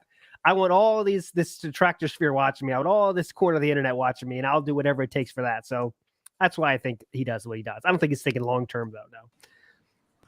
All right, Sam. Next one. Let's go. All right, what we got? Wolfie British guy. Hey guys, somewhat of a complicated question here, but like you and of course Phil, I create content and I live stream, so that does mean that people do donate money to me. I was having a bit of a dilemma the other day when I wanted to buy a game for not only myself but to also live stream, and I was kind of worried that I was frivolously spending the money on something that wasn't important, like bills and food. And I was ranting to a friend at the time, and they said that unlike Phil, I was respectful with the money that I was given. And incidentally, the game was Dragon Ball: The Breakers, a game that Phil has already dismissed as, it's just another Dead by Daylight clone, guys. Okay. So, yeah, on that snort, how do you guys feel that you respect the money that you are given by your viewers and listeners? Ooh. This is when we go to our financial expert, our business expert, the dentist. Sam, go ahead. By not openly talking about it too much and discussing what we're going to buy with it on stream, I think is I don't know. Other than that, really. Yeah, I think it's like we're just like normal humans, kind of. I don't know. Yeah, like we don't make a big deal out of it. We'll kind of, I guess, answer the question that comes along with it. If we get and shout them out and stuff like that. But yeah, other than that, it's certainly not something we expect or want to make a big part of what we're doing here, to be honest. But we appreciate it. I should say that. Well, having said that, the contributions have been slow. So while you guys carry on, I'll sign into the Twitter and get the tweets in. Yes, please. We're not asking for it. We're not asking for it. We're asking. Hey guys, we're just sharing facts here. Okay, we're just sharing facts. I'm starving, and if I don't get a tip in $2 in 2 hours, I'm gonna die. But I'm just sharing facts. That is not guilt tripping. That is sharing facts. Said that. That's not guilt tripping. Sharing facts. Meerkat, what are your thoughts here? Any thoughts to add this one? Right. I did have a similar kind of situation to the guy that asked the question, Wolfie British guy, where I was browsing the PlayStation Network Halloween sale. I was looking at a bunch of horror games, and I'm like, somebody donated something to me. I can buy some game, but am I gonna play that? Do I actually care about that? I'm gonna sit on this for a little bit more. So you actually consider that somebody went out of their way to contribute to whatever dumb shit you put out on the internet for free, because that stuff is free. What DSP puts out, what we put out, so you're in no way obliged to contribute to it. So in that way, you kind of think about where that money is going. You kind of consider if it's worth spending on it or not. What I do for me, and it's like when I see these contributions, like Decent Point, bro. Thanks so much for that, man. I love you, ALT. $2 worth of love. It makes me say like, I gotta want to do better shit, right? And like as you see, like I'm picking up the short game and stuff because I feel like it's kind of like, I know this is gonna sound so cringe, but I feel like I should be doing more, right? It's like I really should be doing more here. Like what can I be doing? And it's trying to too much. I think I'm just thinking about it too much, but I like shit. I gotta be doing more stuff because like you guys are awesome and like supportive, and it's like fuck, I want to do something more. There's a healthy line there. I need to find. I can't. I have to do my real job too. I can't just say fuck it, YouTube. I'm not going to make that mistake like Phil did. But that's what I feel about it. Is I try to show it by doing more stuff to make you guys laugh in different ways. I guess. But, Go ahead, Meerkat. Okay. Who's going to take it? Meerkat? Sure. Yeah. I guess at some point the channel kind of becomes its own thing. Kind of like when DSP explains his old stories of like just starting to do it as a hobby and just putting up a bunch of shit, and then the channel grows, right? And you get all this positivity, and like you said, it motivates you to do better stuff and to improve, and not just because DSP's logic is I'm just gonna put out more stuff and not better stuff. Yeah. And in that's what happens when you get like positive feedback or negative feedback or whatever. It teaches you how to get better with the things that you do and just make better stuff. Yep. Yeah, I think it's fair to say that we've all had that feeling of like we want to be doing more and we want to improve for everyone. And I think especially since we turned on the memberships and all that, and we kind of, because we put a lot of like thought into, should we do this, should we not do this, should we, we don't want to pay all this, but we also want to do, we do want to give some benefit to the people that do want to do this. So and it's quite a dilemma there. And I think it's fair to say that since it's kind of grown in popularity, that we've all kind of been feeling how ALT is feeling, where we're like, what else can we do? Can we can we make this look better, or can we do this short, and can we do this exclusive stuff? And there's a lot of that feeling of we don't just want to sit back and watch it roll in, if you like, and say and we're certainly not going to ask for it. Yeah. That's why we signed on Steve for that 50K signing bonus. So thanks. Your money went towards that. Yeah. Plus, just being like open and honest and not lying about it. Just be like, that's the key point. We're not hiding donations or saying, look, guys, it's for these bills. You just, straightforward and not conning the audience. If the person you're donating to uses your donations as a goal to make another event that you can donate to, that's where there's a problem. Right. Think about that before you donate your money, guys. Is this donation going to create another opportunity for me to give even more money? Then think about it. Like imagine, just think about the craziness of that. All right, guys, if you guys give us this $200 today, on Saturday, we'll do a special, that being said, podcast where the goal will be $5,000. So that sounds good, right? Yeah. Cool. What is that? That's bizarro world, but that's what happens. Or just just this is kind of bizarre. Just having a goal to then go and watch a different kind of content, like this, the watching the adverts on stream sort of thing is a bit weird in itself. Yeah. So I would like to think that if we ever had a goal, it would. I don't know. I don't think we ever would, but it would go to a specific thing, and then we would buy that thing, and that would be, but. Whatever. Yeah. All right, that's good. Next, just quickly, like even the members thing, the members only stream of like the rewind. That's just a quick one-off thing. We don't deprive anyone else for it, but it's just a way of saying thank you for the people that have supported us. Yeah, is just something to say. We appreciate it. Giving back to the audience. It is hard balancing between not making super exclusive stuff because in the end of the day, all we do is talk about DSP. It's not super exclusive, but of course, there's people going out of their way to support this, as stupid as it is, and that extends to pretty much like every type of content that exists, like whatever it is. But we're not sure about the best way to do that because we want to show members like you guys are special. We want to give you something special. because you're feeling special about us, but we don't want to make everyone else feel like, shit, I can't enjoy everything they have because I'm not a member. It's kind of a tough balancing act we're still fighting with. But anyways, a lot of serious talk here. Business time was for like the last 20 minutes here. Let's change the mood here. Get to the next message, please. Yeah, watch it be about money and business. Yeah. His big guy. Phil surprised me. I thought he had to be lying to his audience about the car bill because I didn't think he was stupid enough to get fleeced for $1,500 to replace a dead battery. When he described his car issue, it sounded exactly like the issue I just had with my car. I just paid for a new battery, while Phil got fleeced for the most common car mechanic scam of new spark plugs. And Phil thinks he pulled a fast one on the mechanic by only getting scammed for $1,000 instead of $2,000. And now Phil wants to claim that this is some social experiment.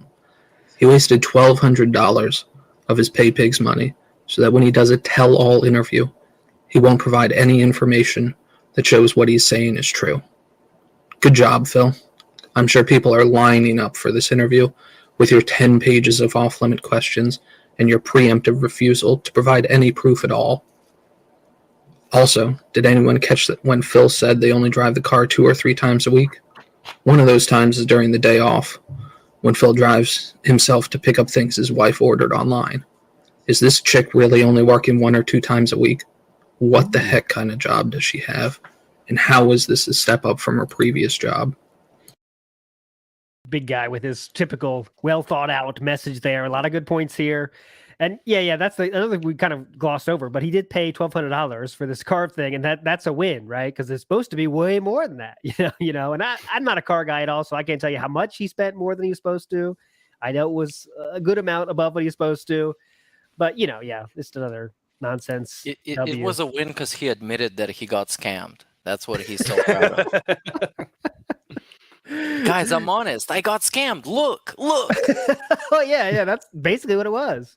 And he always says like Phil and about Kat, she can't get hours at the place because reasons, probably because she doesn't come in when her car doesn't start. There's other ways to get there. Showing up to work helps. That's a good first step. You want hours, yeah. Might help, but big guy always brings it. Thanks so much, big guy. Let's go to the next one. Cool. There's Ludwig. Hey guys, long time listener, first time caller. I wanted to ask you guys, Phil is having his television delivered Friday, and I noticed he was very excited to spend an extra $30 to have the TV carried into any room in his house. Normally, I would associate that sort of service with senior citizens or the disabled, but I'd love to hear your guys' take on it. Thank you. We did touch on this before. Phil was very excited by this perk, by the way, that he did pay for. So that's the free perk. $30 for someone to walk 15 steps, I'm just guessing, and put it into a room.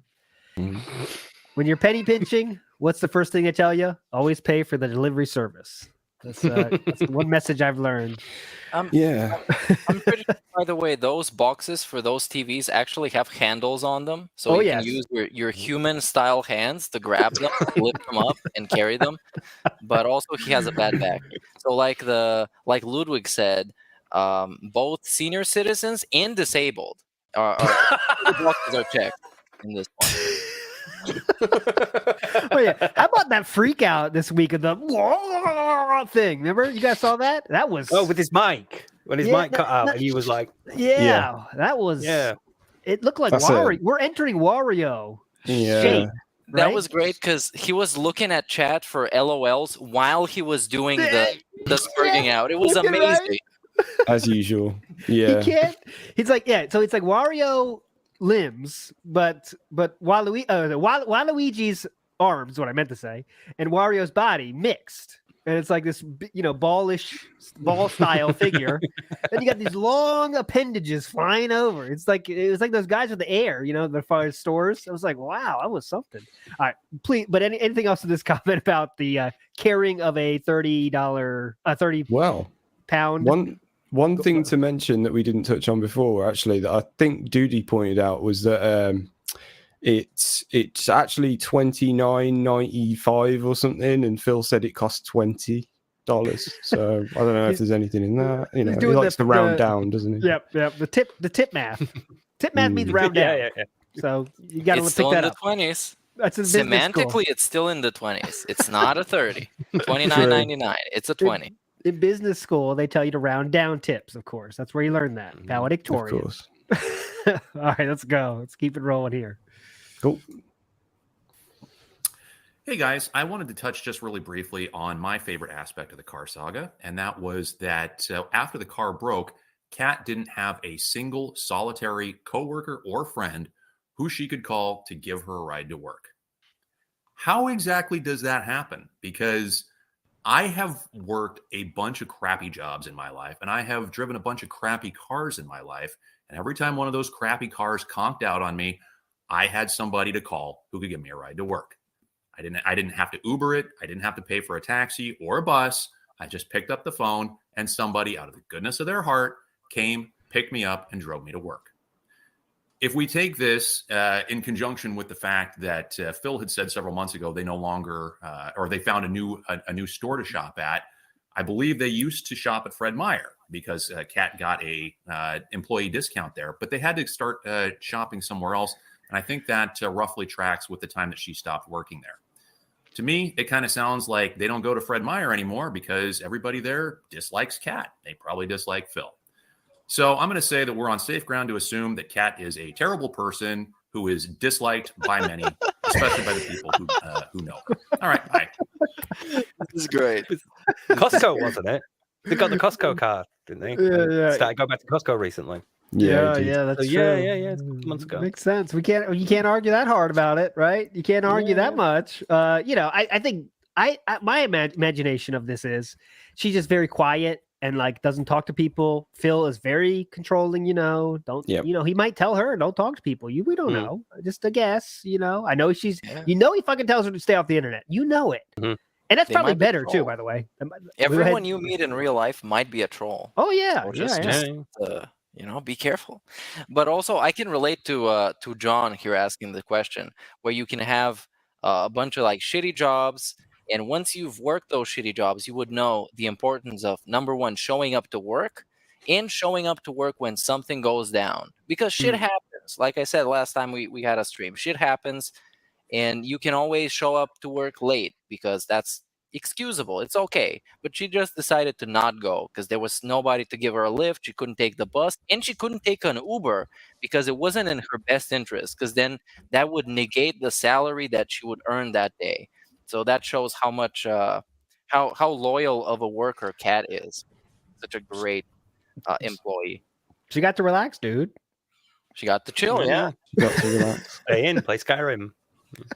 When you work 3 times a week, is that still a benefit? Hey, got to relax one more day. Sweet. Out of the 4 of the week. Well, yeah, exactly. Yeah. Depends how far into the Dark Brotherhood storyline you are. Great point. But it also shows like the importance of just maintaining your social like relationships and friendships with people. If you genuinely, if she's like shy and awkward, that's one thing. But if she's being like, "Oh, don't talk to anyone," could be a detractor. Anything anything you say could go to detractor circles. So just stay away from everyone. And if she's like constantly putting on weight and she's looking as awful as she does in the photos, and just sitting there getting a job done and getting her head down and then getting out, she's probably not going to have those like established work relationships. Panda talked to the people that she worked with. Panda like maintained those working relationships so that when things started to escalate, she had people that she could talk to about it, and people who could call him on it and say to her, actually, that's like really bad behavior. You might want to look at leaving. But Kat has none of that. And that's we're heavily speculation here, but isn't that a real good sign of a big sign of that kind of cult mentality almost, where like it's there's no abusive. contact with that. Like you can't. There's no way out for you, so don't look at any friends. You don't have any friends. Remember, I'm your only friend. We're a family here.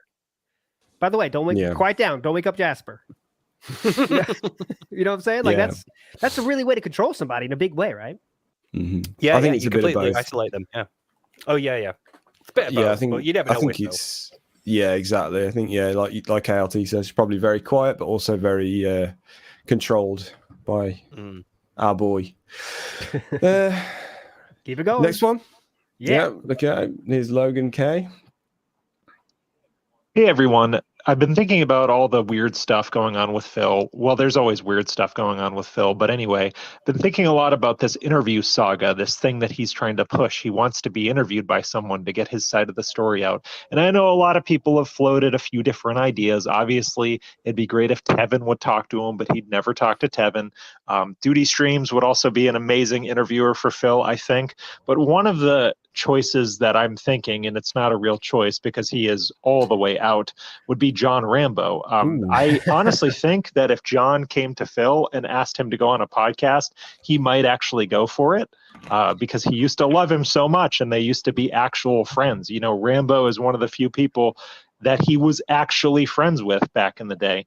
So do y'all think in some alternate timeline that Phil would talk to Rambo in order to get it all out there? I think that would be really interesting. I mean, if I was writing the end of this season and the conclusion to the DSP show or saga, I think that's what it would be.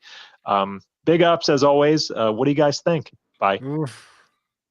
Yeah, Hi, that's a Sam. great idea. Yeah, that's a spicy meatball right there. Yeah, because you might even get some like half decent content from that as well. You know, he may bring. You may see a side of Phil that you've not seen for however long it's been since they've been on screen together. You know, the kind of, you know, I don't know too much about those times, but from what little I've seen, you know, there's at least a little bit of, you know, camaraderie and a bit of banter and whatever. And I can't see it happening. I don't, you know, I think now that he thinks of, as sad as this is, I think he thinks of Rambo as in almost the same way he thinks of us. To be honest, he thinks of him as this, you know, he's crossed over to something else now, and you know, he aired out all that stuff, and that's it. Yep. It's all his fault, sort of thing. Yep.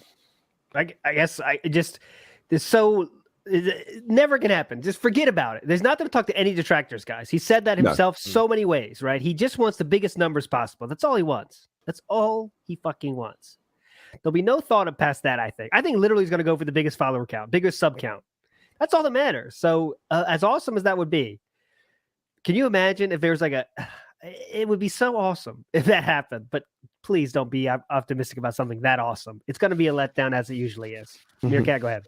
Yeah, hypothetically, if he talked to Rambo, it would be just like reminiscing about back in the day and just telling that story that he already told the quartering, and with basically not much changed in it. Obviously, they would talk about the Project 7 stuff and all that stuff, but DSP wants to talk about the recent stuff in that interview. He mentioned he wanted to talk about the latest and greatest in drama sagas. So I guess Rambo is kind of off the table for that. But if they did talk, it would be just like back in the day, reminiscing. Yeah, I guess that's true. Yeah, because Rambo's really kind of, you can tell from his personality, he's not really a, what should I say, aggressive kind of guy at all. So, you know, he kind of wouldn't give Phil the questions we want to hear. But no matter where he goes, we're not going to get those. So he doesn't need to talk to Rambo anyway. He's got his wife now. Oh, yeah. She fulfills the role of like best mate, confidant, emotional, like support. Right, it's fine. I want to see him talk to Howard. Howard would push back. Howard would like be rightfully critical because John Rambo is very live and let live. He's very just let's all be peaceful. You know, he's very mediating, John Rambo. But Howard would call Phil on his shit. I'd like to see that one. But remember, they're not really friends, so that wouldn't happen. Yeah, true. They were never friends. They were never friends. No. I didn't barely knew his name. I just went round to his house every night to play Street Fighter with him. We weren't friends, but when I was having friends over, Howard came along. So I don't know how that works. Yep. And I was pissed when he almost didn't go to my leaving party. Remember that? Yeah. Remember that part of the story? Yeah. I told him, if you don't show up, we're not even friends. But not friends. Okay. But we're not friends. And oh, guys, stop taking nuggets of truth and making them into piles of shit. Guys, stop doing that. Talking about the man who took tea away from him. He was his friend, Howard. It's been tough. All right. I keep seeing that Nick.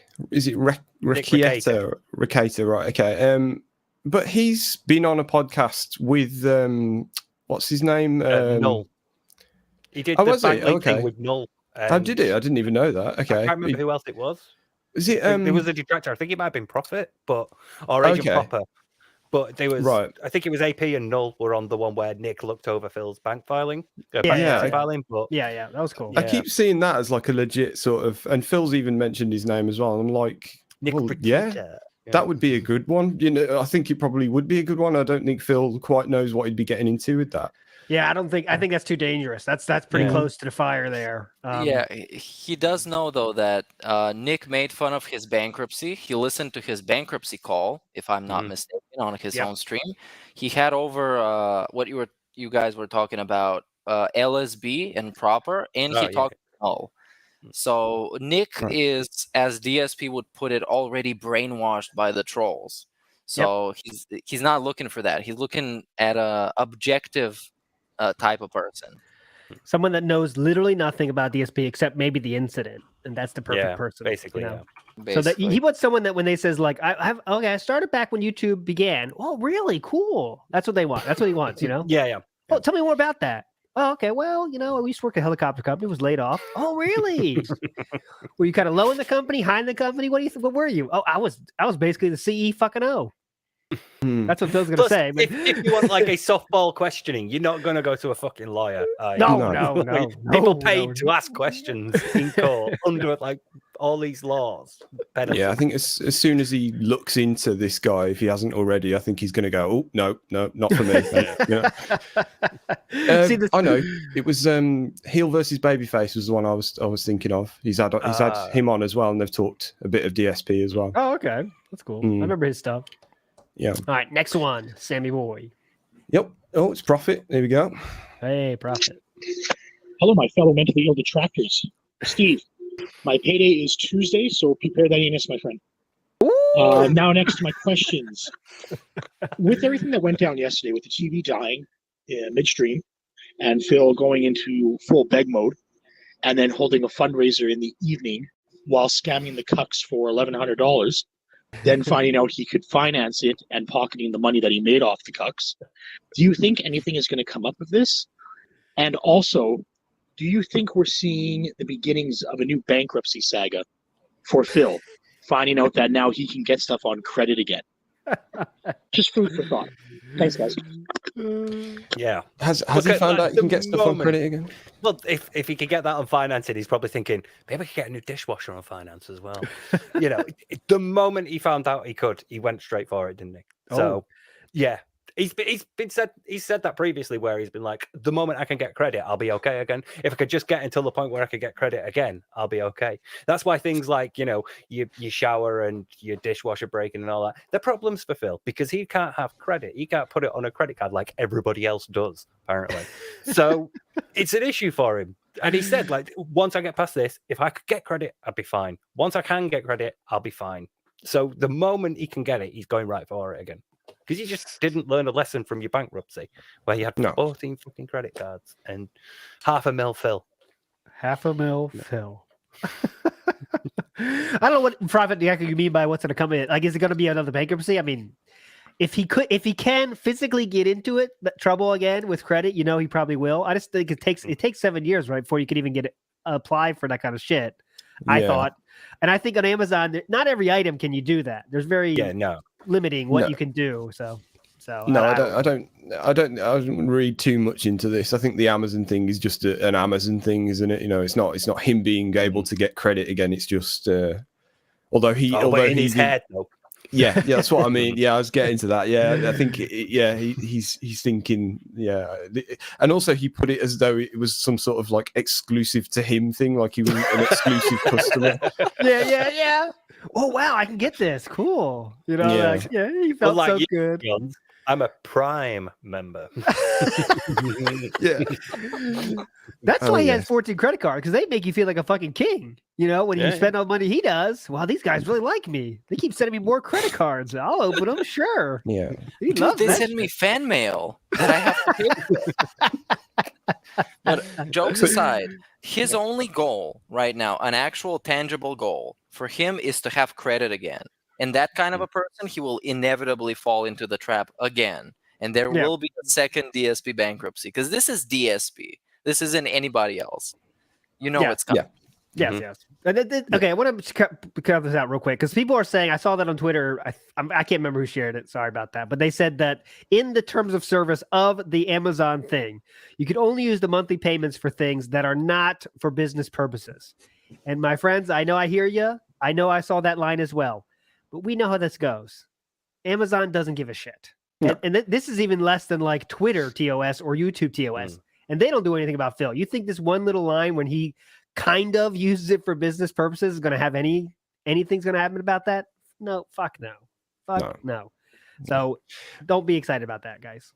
The one thing about is like a second bankruptcy though, and I know we're talking DSP here, and he seems to be like fucking Keith Richards or something. You just can't get rid of him. But like, surely this time it'll happen properly. If we do get another one, you know, he's not going to get.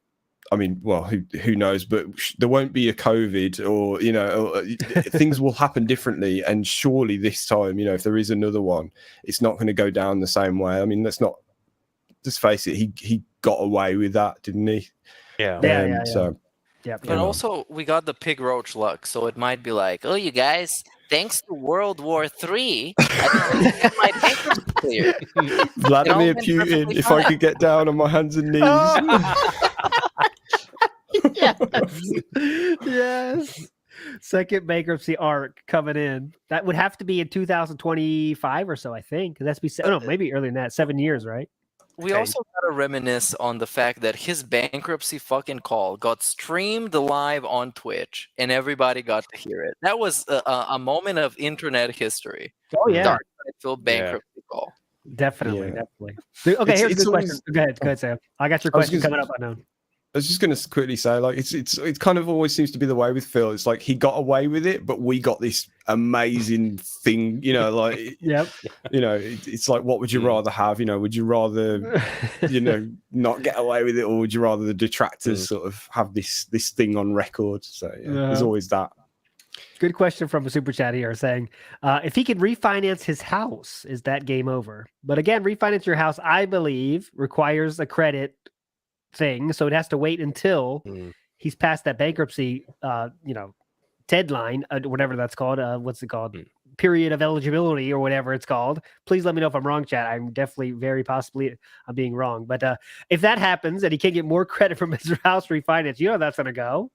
You know exactly how that's gonna go. Whatever your goal in your life is to get more credit, right? After a bankruptcy, especially. Just question what you're thinking, right? Question your thoughts on money, how you think money is used by normal people. I don't know. Well, Timbo got 3, so big ups, Timbo. Shout out, Well stay for the 3rd. Hey, Phil, back for a couple months. Go ahead. He probably got a lot less to hide than DSP, though. Yeah. Yes, that's for sure. Because what is he? 90% DSP. Yeah. 10% the rest of his cost of living. What are your monthly costs? Well, I got a sub to DSP. I have 2 sock accounts. Got to pay for those too. But anyways, go ahead, Sam. Okay. He's Ganji Kid. Hi, it's Scott, Ganji Kid, Gravekeeper. Phil's been shopping and got himself a new telly.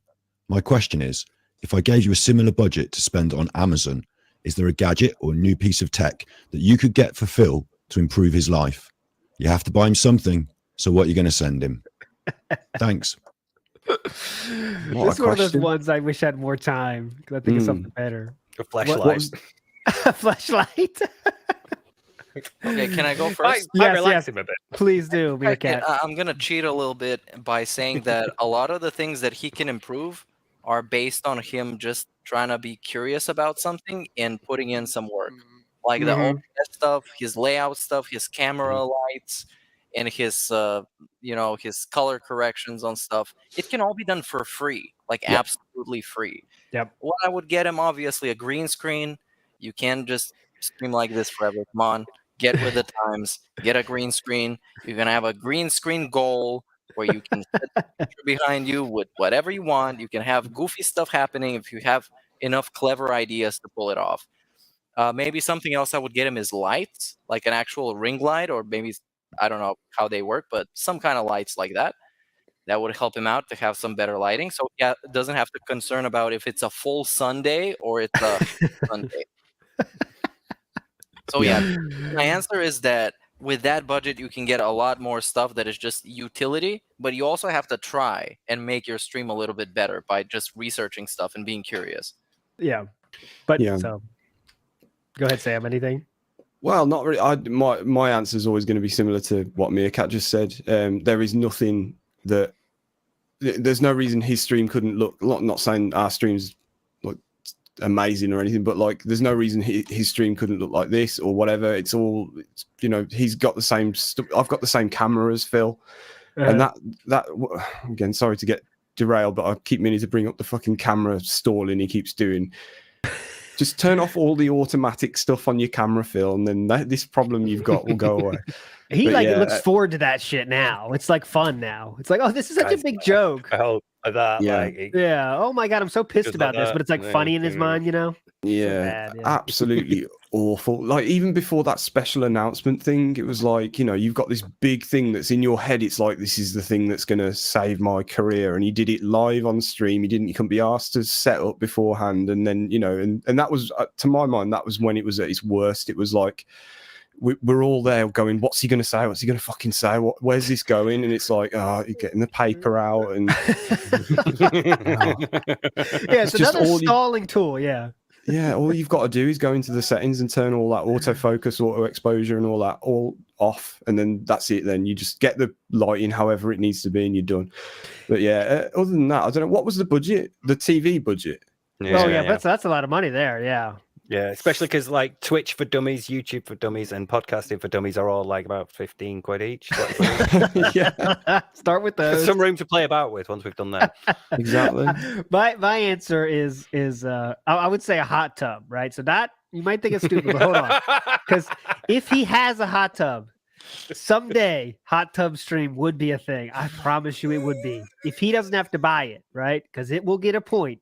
Maybe it's in 2023, maybe 25, but there will be a time when he's desperate enough and it's hot tub stream time. And that would be how much lower can he get than hot tub stream time, Phil? But $150 to put on the. Yeah. That's how much lower. Right on the floaty, right on the floaty. Get your hi Derek, you're back up here again. Get me like American flag bikini on for $150. Also, replace the blowing bubbles with one of those guns that shoots out money, like fake money. Oh yeah, there you go. For like $100 tip, maybe 200 goal. We pull out the money gun. We can have a bubble gun as well, instead of just blowing bubbles manually. But of course, with DSP, everything is manual. Manual guy. Even the bands are manual. You get the lean in manual. The bands, the bubbles, the sounds, everything that should not be manual is manual. Yeah, actually, there you go. Hiring an editor is one thing. Get the fuck out of here. Yeah, I know. Would you do it? How much? Yeah, that's all right. We had some fun stream. with Gunji Kid. That was a good. We had some fun with that. Yeah. But next one, please, Sam. We're winding down here. Yeah, here's Michael. Hey, sorry I can't do a wild take the caller show today. I'm doing something Phil can never do. Volunteering, being with people, not being a shut-in. Also, I'm in a decent costume. All right, let's cut it, Sam. Let's cut it, Sam. A little bit grading on the ears there. Sorry, Michael. You, of course, we're ready for your call next week, but that was a little bit too grading on it. So let's go next one. It's the Pounder. Hey, what's up, guys? I just wanted to ask real quick if you think that Phil likes eating his snot. Thanks a lot. I love this show. Have a good one. Dude, this is a great fucking question. Because every time somebody brings up Phil changing, and I think to myself, this man has been eating his own snot for 40 years fucking straight. And he has nothing against it. He did nothing to change it. He would rather eat his snot every chance that snot is edible than do something about it or blow his nose or take some medication. He would rather eat his snot. This is what kind of guy DSP is. Thanks for Where bringing. am I supposed to hide the bogeys? You still haven't told me. Just a thought off the top of my head. One of those what you call it, Elgato foot pedals that activates a mute. Like it mutes his mic and says, "Sorry, I'm blowing my nose on screen," and or something like that. Dude, he got that as a suggestion, and he mocked the fuck out of that. Oh God, it was like, what the fuck are you bringing that up for?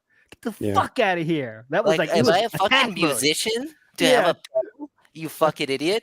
And in this one of the latest songs I made, it was also the drip song. It ends with a segment of him talking about, what am I supposed to have a mute button so I can mute myself every time I snort? Yes. Exactly. Fucking yes. You know when you're about to snort. You know when it happens. It's not uncontrollable. Yep. On that topic, another Philism that I don't see brought up. That's the dumbest thing I've ever heard, or some variation of that. There's a good video in that. Yep. When people has good ideas, that's the dumbest thing I've ever heard. And then then he'll do it later though, just how much time it takes to say like, you know what, I had a good idea the other day, and it's really something the guy said like 6 months ago. Very common occurrence. And here's the thing, real quick on the snot point. During that thing where he introduced his brilliant idea, the dream idea, the Dream Masters idea, the snorting, turn it the fuck off. It's like he doesn't snort at all because he knows a lot of people are going to be watching this don't normally watch me here. It's not that I turn that off. So just a thought there. Watch it back if you don't believe me. Oh, the actual announcement. Yeah. That was appreciated. Hello, everybody. If you're watching this, my name is Darkside Phil. That was very, yeah. In general, this whole week he's been on best behavior, Phil. He's been like unlike we've ever seen him before. No begging, no guilt tripping, a little bit toxic, but he can't help himself after all. You know it's going to be gold when he starts with, "Hi guys, this is Darkside Phil, otherwise known as DSP." It's like the kind, gentle gentleman walks in the room all of a sudden. Yeah, the day after the interview happened, it's going to be that big stream. For all my new audience, I'm Darkside. In 2009, I got laid off of my helicopter fucking company. Oh, God. Remember he had that viral tweet, and he was like, "This is going to save the channel, guys." A tweet. Yeah. For everybody who's joined in after my Oscars tweet, I'm Phil Burnell. My name is Darkside Phil. I'm the guy. I masturbated on a live stream, but that was a long time ago, and now makes my wife cry. Welcome to the stream. We're about to have chill and interactive fun. I just thought I'd have a look at that video actually, because I was intrigued to know how many views it's on, the special announcement video, and it must be killing him that it's only on what it is. It's only on 6.3 thousand views. But I like one thing I do like, the thumbnail is him go like this for nugget of truth. That's your special video, and you can't even be asked doing a thumbnail for it. This is so good. Exactly. They take this nugget of truth. All right, but Beth Bear with the facts here about the refinance. Phil would drain the equity from his house and use it as petty cash. Yeah, so that's what you can do when you can refinance your house. It will be Shawn Michaels when he loses his smile because the refinance made it worse. Yeah, so I remember that his goal was for the first refinance to help him pay for his debts, but then he got bankruptcy, and then he doesn't have to pay debts anymore. So then he's kind of like, okay, shit, now what I can refinance is just in my pocket, and that's going to be bad for someone like Phil, as we know. But let's go to the next message. Yep, it's Dwight Race. What's going on, people? Oh, just a quick thing. This whole interview situation, something us detractors really haven't touched on is, first off, he wants someone with a big reach and a large following. Who of that ilk is gonna stake their reputation to interview DSP sight unseen, don't know who he is, and just roll with it like nothing ever happened? They're not gonna do their due diligence to do some research about you, Phil? And on top of that, even if you do find a host that's willfully ignorant to interview you, what makes you think their audience is not going to look you up, Phil? Like, you sit here and try to Machiavelli this scheme, and you didn't even really think it through. I mean, come on, Phil. Do you really think you're unsearchable? Come on now. We do have access to Google too, you know. But I just wanted to kind of get that out because it just doesn't make no sense how he didn't think that through. Like, no streamer's going to put their reputation on the line for him to do a puff piece. Come on now. Phil, once again, you're not even playing 4G chess. You're 10D chess. There's only one piece. That was obviously clickbait wrestling, a legendary caller that just unfortunately couldn't call in today because we had all messages, but thanks so much for that. Here's my answer to that, though, and tell me if you guys disagree. There are channels that are so fluffy that they'll take anything and just explain, like, those like horrible top 10 channels you can find that just talk about anything. Top 10 Demi Moore controversies. And it's like horrible. I mean, I want to shoot myself if you watch that. That's something Phil would react to, by the way, probably. But it's just nonsense. And like, they will take it. I'm sure they would take it because they'll just take anything, right? Oh, that'll get us clicks. Okay, I'll take it. Oh, you used to work for a helicopter company? Cool. That's cool. All right, cool. What's next? All right, well, they used to say I jacked off online, but that was a long time ago. Okay, cool. What's next? I see you beg a lot. Well, I don't really beg. I tell the truth. Okay, cool. What's next? Like that. I think he can find someone fluffy enough with enough subscribers because people do watch that fluff shit a lot, right? Watch Mojo. There it is. Yes. Yeah, Watch Mojo. And like they have a shit ton of subscribers and this mindless video that people consume all fucking day. Go ahead. I can't see it being Watch Mojo somehow. Not that I couldn't see them taking it, but I can't imagine how that would go. Like, yeah, not them exactly, but people like Welcome that. to Watch Mojo. Today we're counting down the top 10 misconceptions about dark side films. Top 10 racist gamers. Number 4, Dark Side Phil. Now that's a video for someone to know. Yes. Like the question said, he's playing 10D chess. There's only one piece, and that's the King of Hate. Someone should do that, but then Phil's all 10. That's the good joke there. 10 most racist gamers of all time. Ching, chang, chong. That's number 10. We got way more to give. That's Phil's quote, by the way. I did not say that. Phil said that during his stream. Trust me. Check it out on my Never Forget thread. That is the worst. That's the most racist thing he's ever done, I think. Worse than, I don't care what they even say in China. I think it's worse than that. Watch Mojo is on the ban list because they did have him the incident on one of their videos. So yeah. See? God, They've yeah, done they it did. before. That was a few years ago. Yeah. Fuck. I forgot about that. Shit. I told Meerkat we need to get a song about that because it's just so, that is the most atrocious racism that Phil's ever done, by the way, I think. If you haven't seen it, check out that thread on my Twitter. But he says, we have slanty eyes, ching, chang, chong. He literally says that. Susan, I'm not saying it. Someone else said this. Don't ban my ass. But he said this. I'll play the fucking clip. But all right, go ahead. Next one, please. That fires me up because that is fucking bad. I guess to answer the question of how it makes sense that DSP would think that, well, this came to him in a dream, and dreams don't always make sense in his defense. So that's my answer, I guess. Also, he's an idiot. Oh, yeah. So you just wouldn't have thought that, like researching the topic is something that anyone above him will do. Because, I mean, who wouldn't? If you were someone of like 5 million, who's this guy, DSP? You'd look. And you want to, and then when you'd see him going, well, don't ask me about this or this or this. Well, you're just going to want to know more. Why can't I ask you about that? What's the big deal with that? Why can't I ask you about the incident or your wife or your money? Yeah, I don't know. I feel like that's the best we can hope for with this is that someone massive tells him one thing and then flips the script, as soon as it starts. But again, he'll just be closed off. But to see him squirm would be magical. That'd be great episodes. And you know what's going to happen when people watch this? They're going to see Phil. And that's the best part of this whole thing. It's like, okay, oh, who's this Dark Side Phil? Okay, let me check it out. Okay, let me check out his channel. Why am I here? Yeah. Oh, here comes the bubble blow, guys. Really getting close to that tip skull. Oh, wow. I just found 10 gems with Goofy. That was fun. Hey, Derek, good point about Pixar Studios. Thanks for checking it out. I'm really disheartened here that, we haven't got to the $100 tip skull. Got really low today, and I'm really got disheartened. Stop. Send a tweet out. Yeah. That is what you are going to see. And I don't think you really want that, Phil. I do not think you really want that. Yeah, because someone with a huge channel is gonna see the kind of memberships he's got and stuff like that. Like the numbers being so inflated, and they're gonna go, "What is that?" Like, and they're gonna be someone that will know about this stuff and will go, "Why are they so hot?" Plus, if you're like at the point where you are like, say, 5 million subscriber channel, you look at him and you think, how have you been here 14 years and you've only got 200k? Yes, exactly. And you need our help.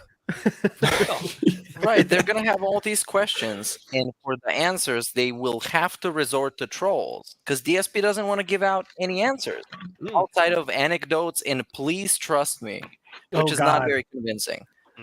Here's the ultimate trap card. Trust me. What's your sources? Fuck you. No sources. That's what it is. That's what it is, guys. That's what it is. My source is that you're hurting my family, so shut up and trust me. Your source is someone found a receipt from when I had a car and it was the truth, but still, no questions. No follow-up questions. Watch Mojo. Get the fuck out of here. Because it's the dumbest thing I've ever heard. Yeah. All that being said, my response is thus.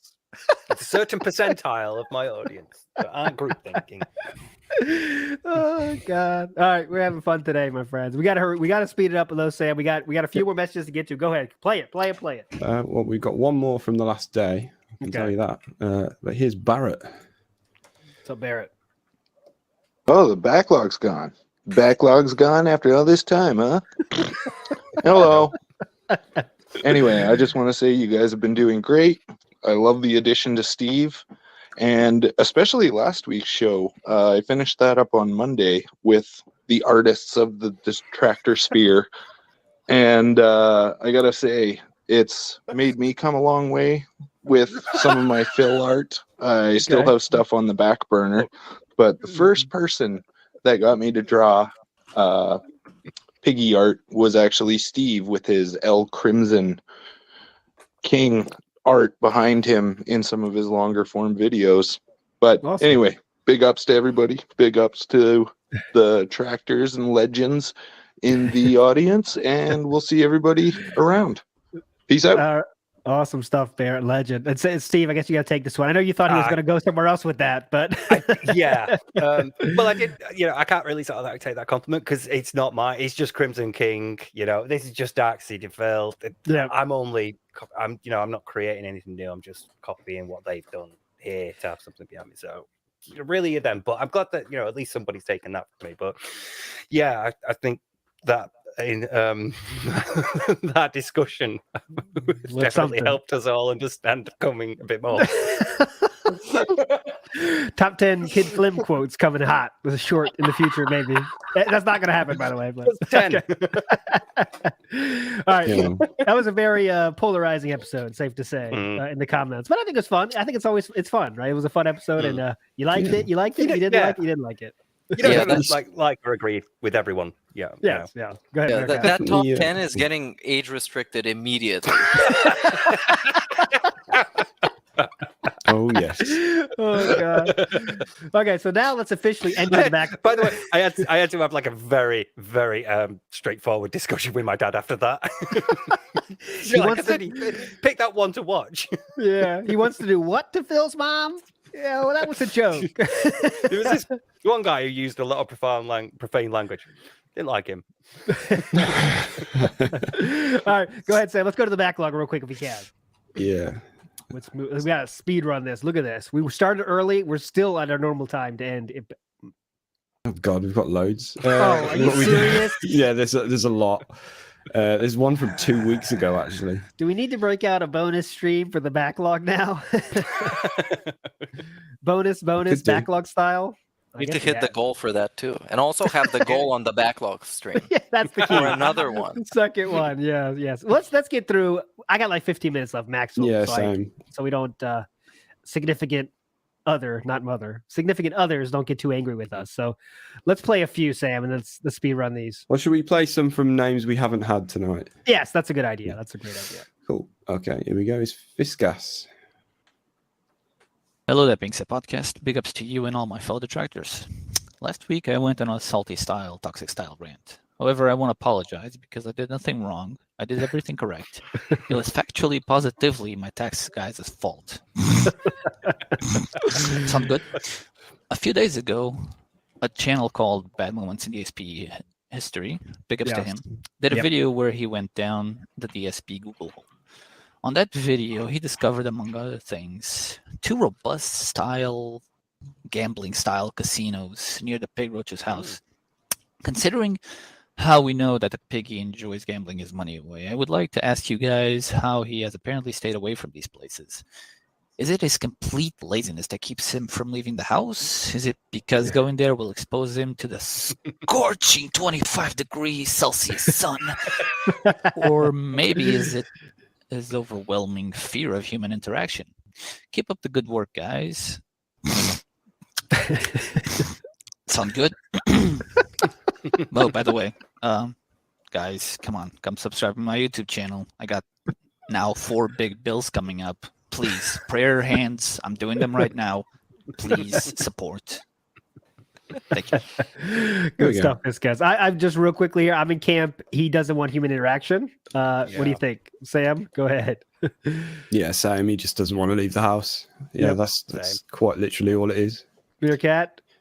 I think the Champions fills in that gap for the gambling. Plus, it has progression. Because in Yes. gambling, you just go to the casino and you spin the slot machine, and then it gets reset, and then you lose. And Champions, you get to keep those 6-star Hogans.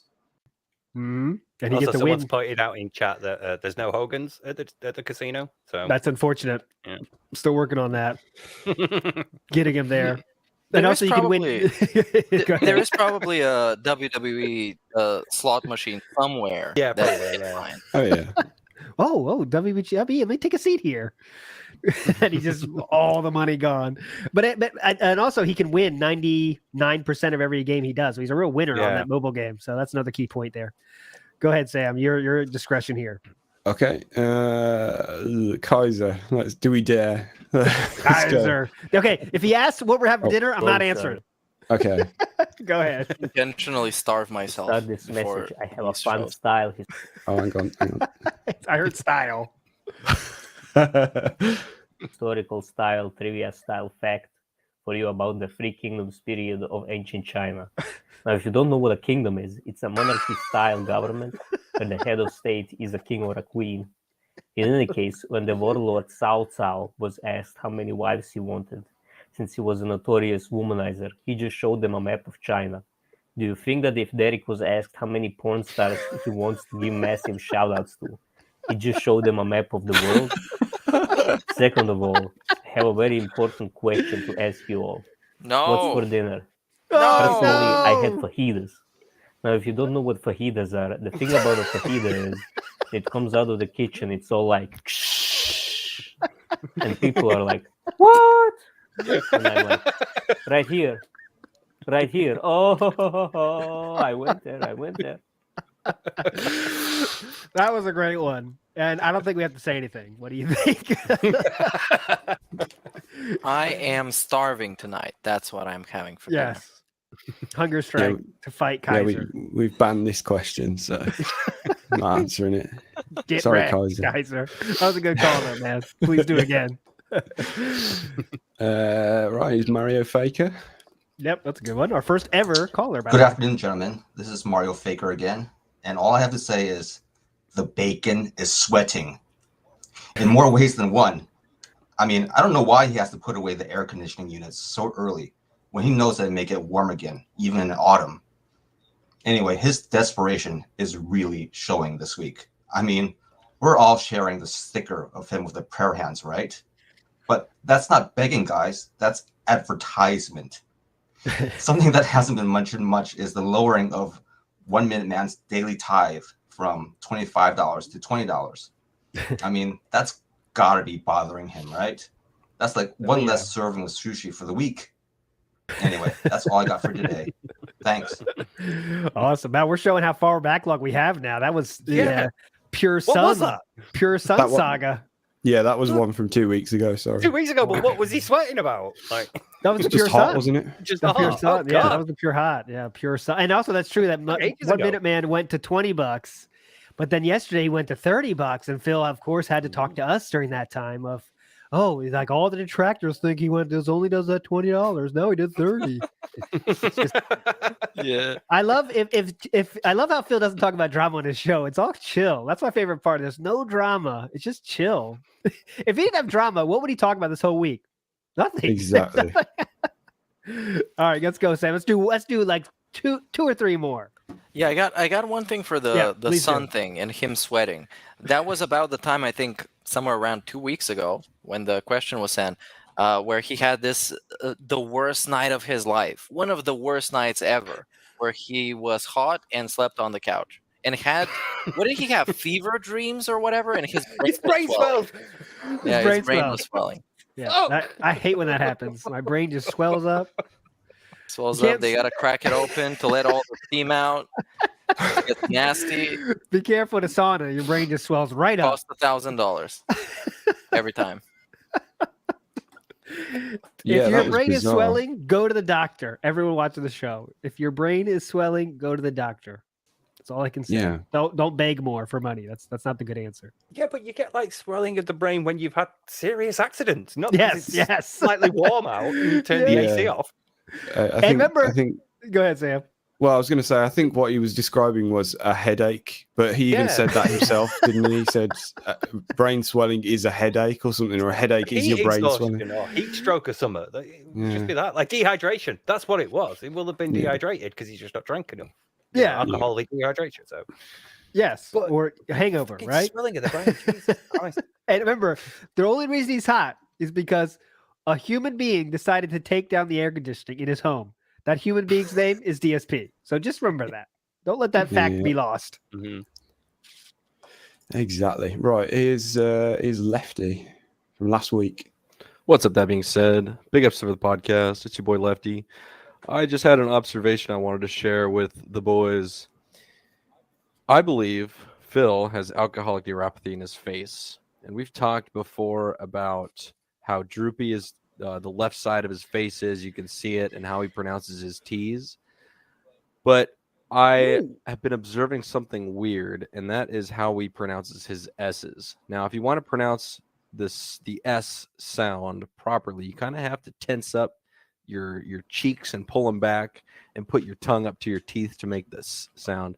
But I believe due to 7 years of 7 drinks a day, big ups to the guy that did all that math a couple months ago, I don't think he can do that anymore. And there was that segment where he banned Black Lady Walking, where he's talking about the sneak dissing idiots, where it really gives it away because he, instead of tensing up his cheeks, which I don't think he can physically do, he just kind of lets them flap in the wind, and that's how he makes the S sound. Anyway, that is just something I noticed, and maybe y'all will notice it too. I think he's got alcoholic neuropathy in his face, and that's one of the myriad of physical health issues that I believe that this man is going through. It's his own fault, so I don't feel bad for him, but whatever. Big ups to the podcast, and big ups Steve of the Dead. Hopefully you're there this week. And that's it. Yes. All right, we got to throw it to you then, Steve. He called for you.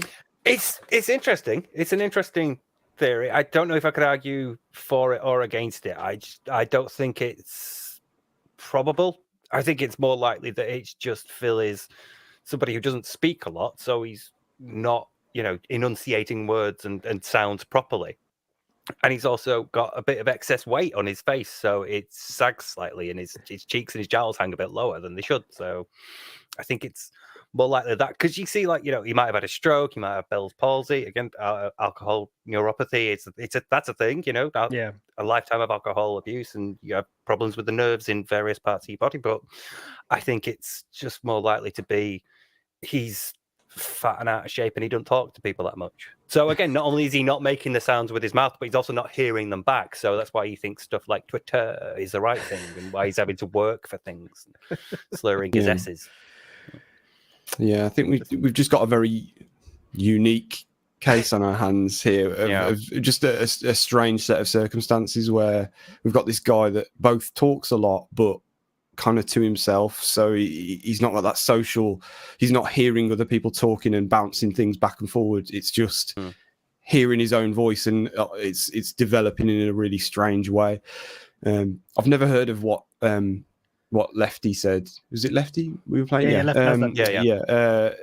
I've not heard of that before. Alcohol neuropathy, but I have noticed his pronunciation of S's actually, and I just assumed he got like a lisp basically, because I do tend to look at his mouth when he's talking, because he has got a very strange lower half of his face, to put it bluntly. And yeah, I've noticed that. Yeah, but I wouldn't have been able to tell you what it was. I just assumed he had a bit of a lisp and the thing I said before. Yeah, it's like I don't know about the medical side of things, but I can say on Discord I found this. Someone sent me actually a clip of Phil from 2011, and his talking and face are extremely different. And I think imagine if all you do is talk to nobody on the camera for 12 years, you might develop kind of weird ways to say stuff too. So maybe it's not medical like that, but you just kind of develop your own kind of what's the word, like a dialect kind of. Yeah. If you watch that, he looks like a human, and now he has all these things, Twitter and all those things that no one else on the earth says, but he does. I do want to shout out this joke because it made me a great idea for a short describing Phil. I don't know if you guys have seen Jaws. Where is it? I don't want to lose it. He got black eyes, like a doll's eyes. Great fucking idea there. But Bill, got anything to add there on the medical side of things? Yeah, medical stuff. Of course, I'm not certified to talk about stuff like that, but as always, I will. The one thing that is a sell for me is the lips. Every single person that I've ever met who has abused alcohol at some point has those lips, those puffy lips that look like they're kind of, you use like a suction cup on them or something. They're very kind of strange. Yeah. And this happens when you drink a lot of alcohol, when you take a lot of sips. Right. Yeah. Pursing and. I was going to say there's a lot of, they almost look kind of flat, don't they? It's very odd to describe. But yeah, it's something you can't help but notice, especially his top lip. Yeah, very odd. All right, let's do the last one, Sammy, my friend. I'm just going to pick one at random and hope it's a good one. Chris Legendary, here we go. There we go. Hey guys, and thank you so much for doing this video style podcast. My question, I guess, is what are you guys' theories on some whales like 1 Minute Man, and why do you think they do it? More specifically, Derek being able to stick around and get the attention he does in DSP's chat. I find that the most interesting out of the whole vortex. Anyway, you guys are awesome, and thank you so much. I guess for the sake of not repeating ourselves, let's skip the Derek part for today. We know Derek is his own universe animal. There's a special there somewhere. Let's talk about the other. There's a podcast there. Yes. Let's talk about the other whales, the clearly have money whales. Panorama's special, Sam. Not. Yeah. And why are they doing it, right? So I think that's a good question, is why are they doing it? I think it is they feel special, right? I'm supporting this person that I've liked for millions of years, if you believe what Phil says, and you want to support him. But now you also have the thing of like, hey, let's stick it to the troll. Let's stick it to the rest of the world that isn't a part of our little fun family here. And I think that might be part of it, but obviously just guessing. Go ahead, Meerkat, your turn. Oh, he went mute right then. Steve, go ahead. I'm going to take this opportunity to drop a plug because I've recently spoken about this with Scott Ganji Kid on our own little podcast called Thus. We did talk about like how Phil interacts with his audience and what members of his audience do get for it. And again, it depends from person to person, but generally most of them are there for the community more than Phil. Like you'll see, they like to hang out in chat. They like having the back and forth. They like being undercover a bit, and sort of getting in Detractor memes and references underneath Phil's notice. So there's a number of things, but generally they're all there more for the community than for Phil. And obviously for the whales, that becomes being a bigger person in that community. You're a more notable figure. Someone like OIC is more notable than just like a regular chatter. So it's that sort of thing. You get something from being in that group. Go ahead, Sam. Yeah. We got it from the horse's mouth recently with Snorlax as well, didn't we? He said it outright that he was there to. Did he not say like he liked to feel special? I guess I forget the Q&A when Phil answers a question. That was his favorite part of it. The gameplay was whatever, but the Q&A and chatting was the part he liked. Exactly. And I'm sure there's a few different reasons. There's that. There's some that just outright don't care and they just like him and they don't want to hear all the outside stuff and they're just there to watch their favorite content creator, which is fine. But I think there's a few different reasons. And then there's the classic one that we've touched on before, where it's like there's that kind of they kind of like being shat on a bit, you know. They like, yeah. Oh, let's not go down that road again.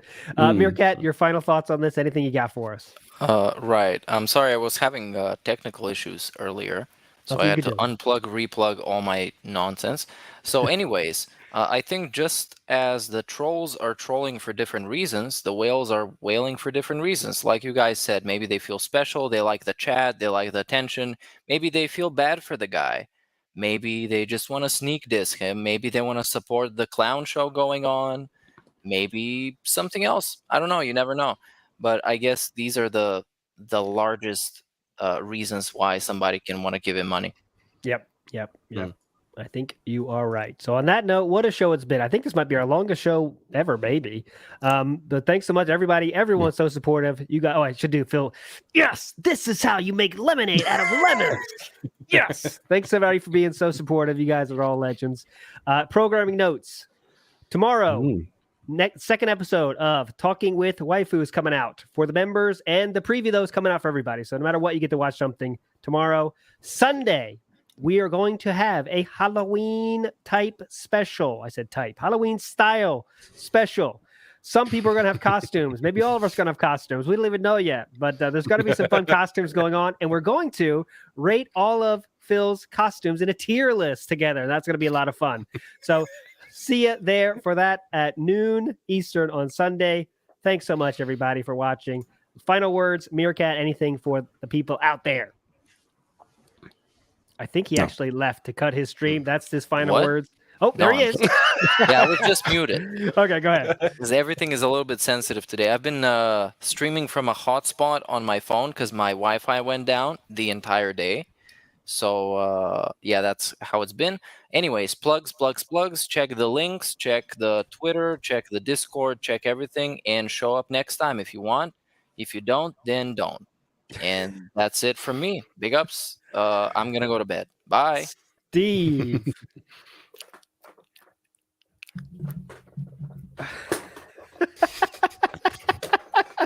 Thanks for watching, everyone.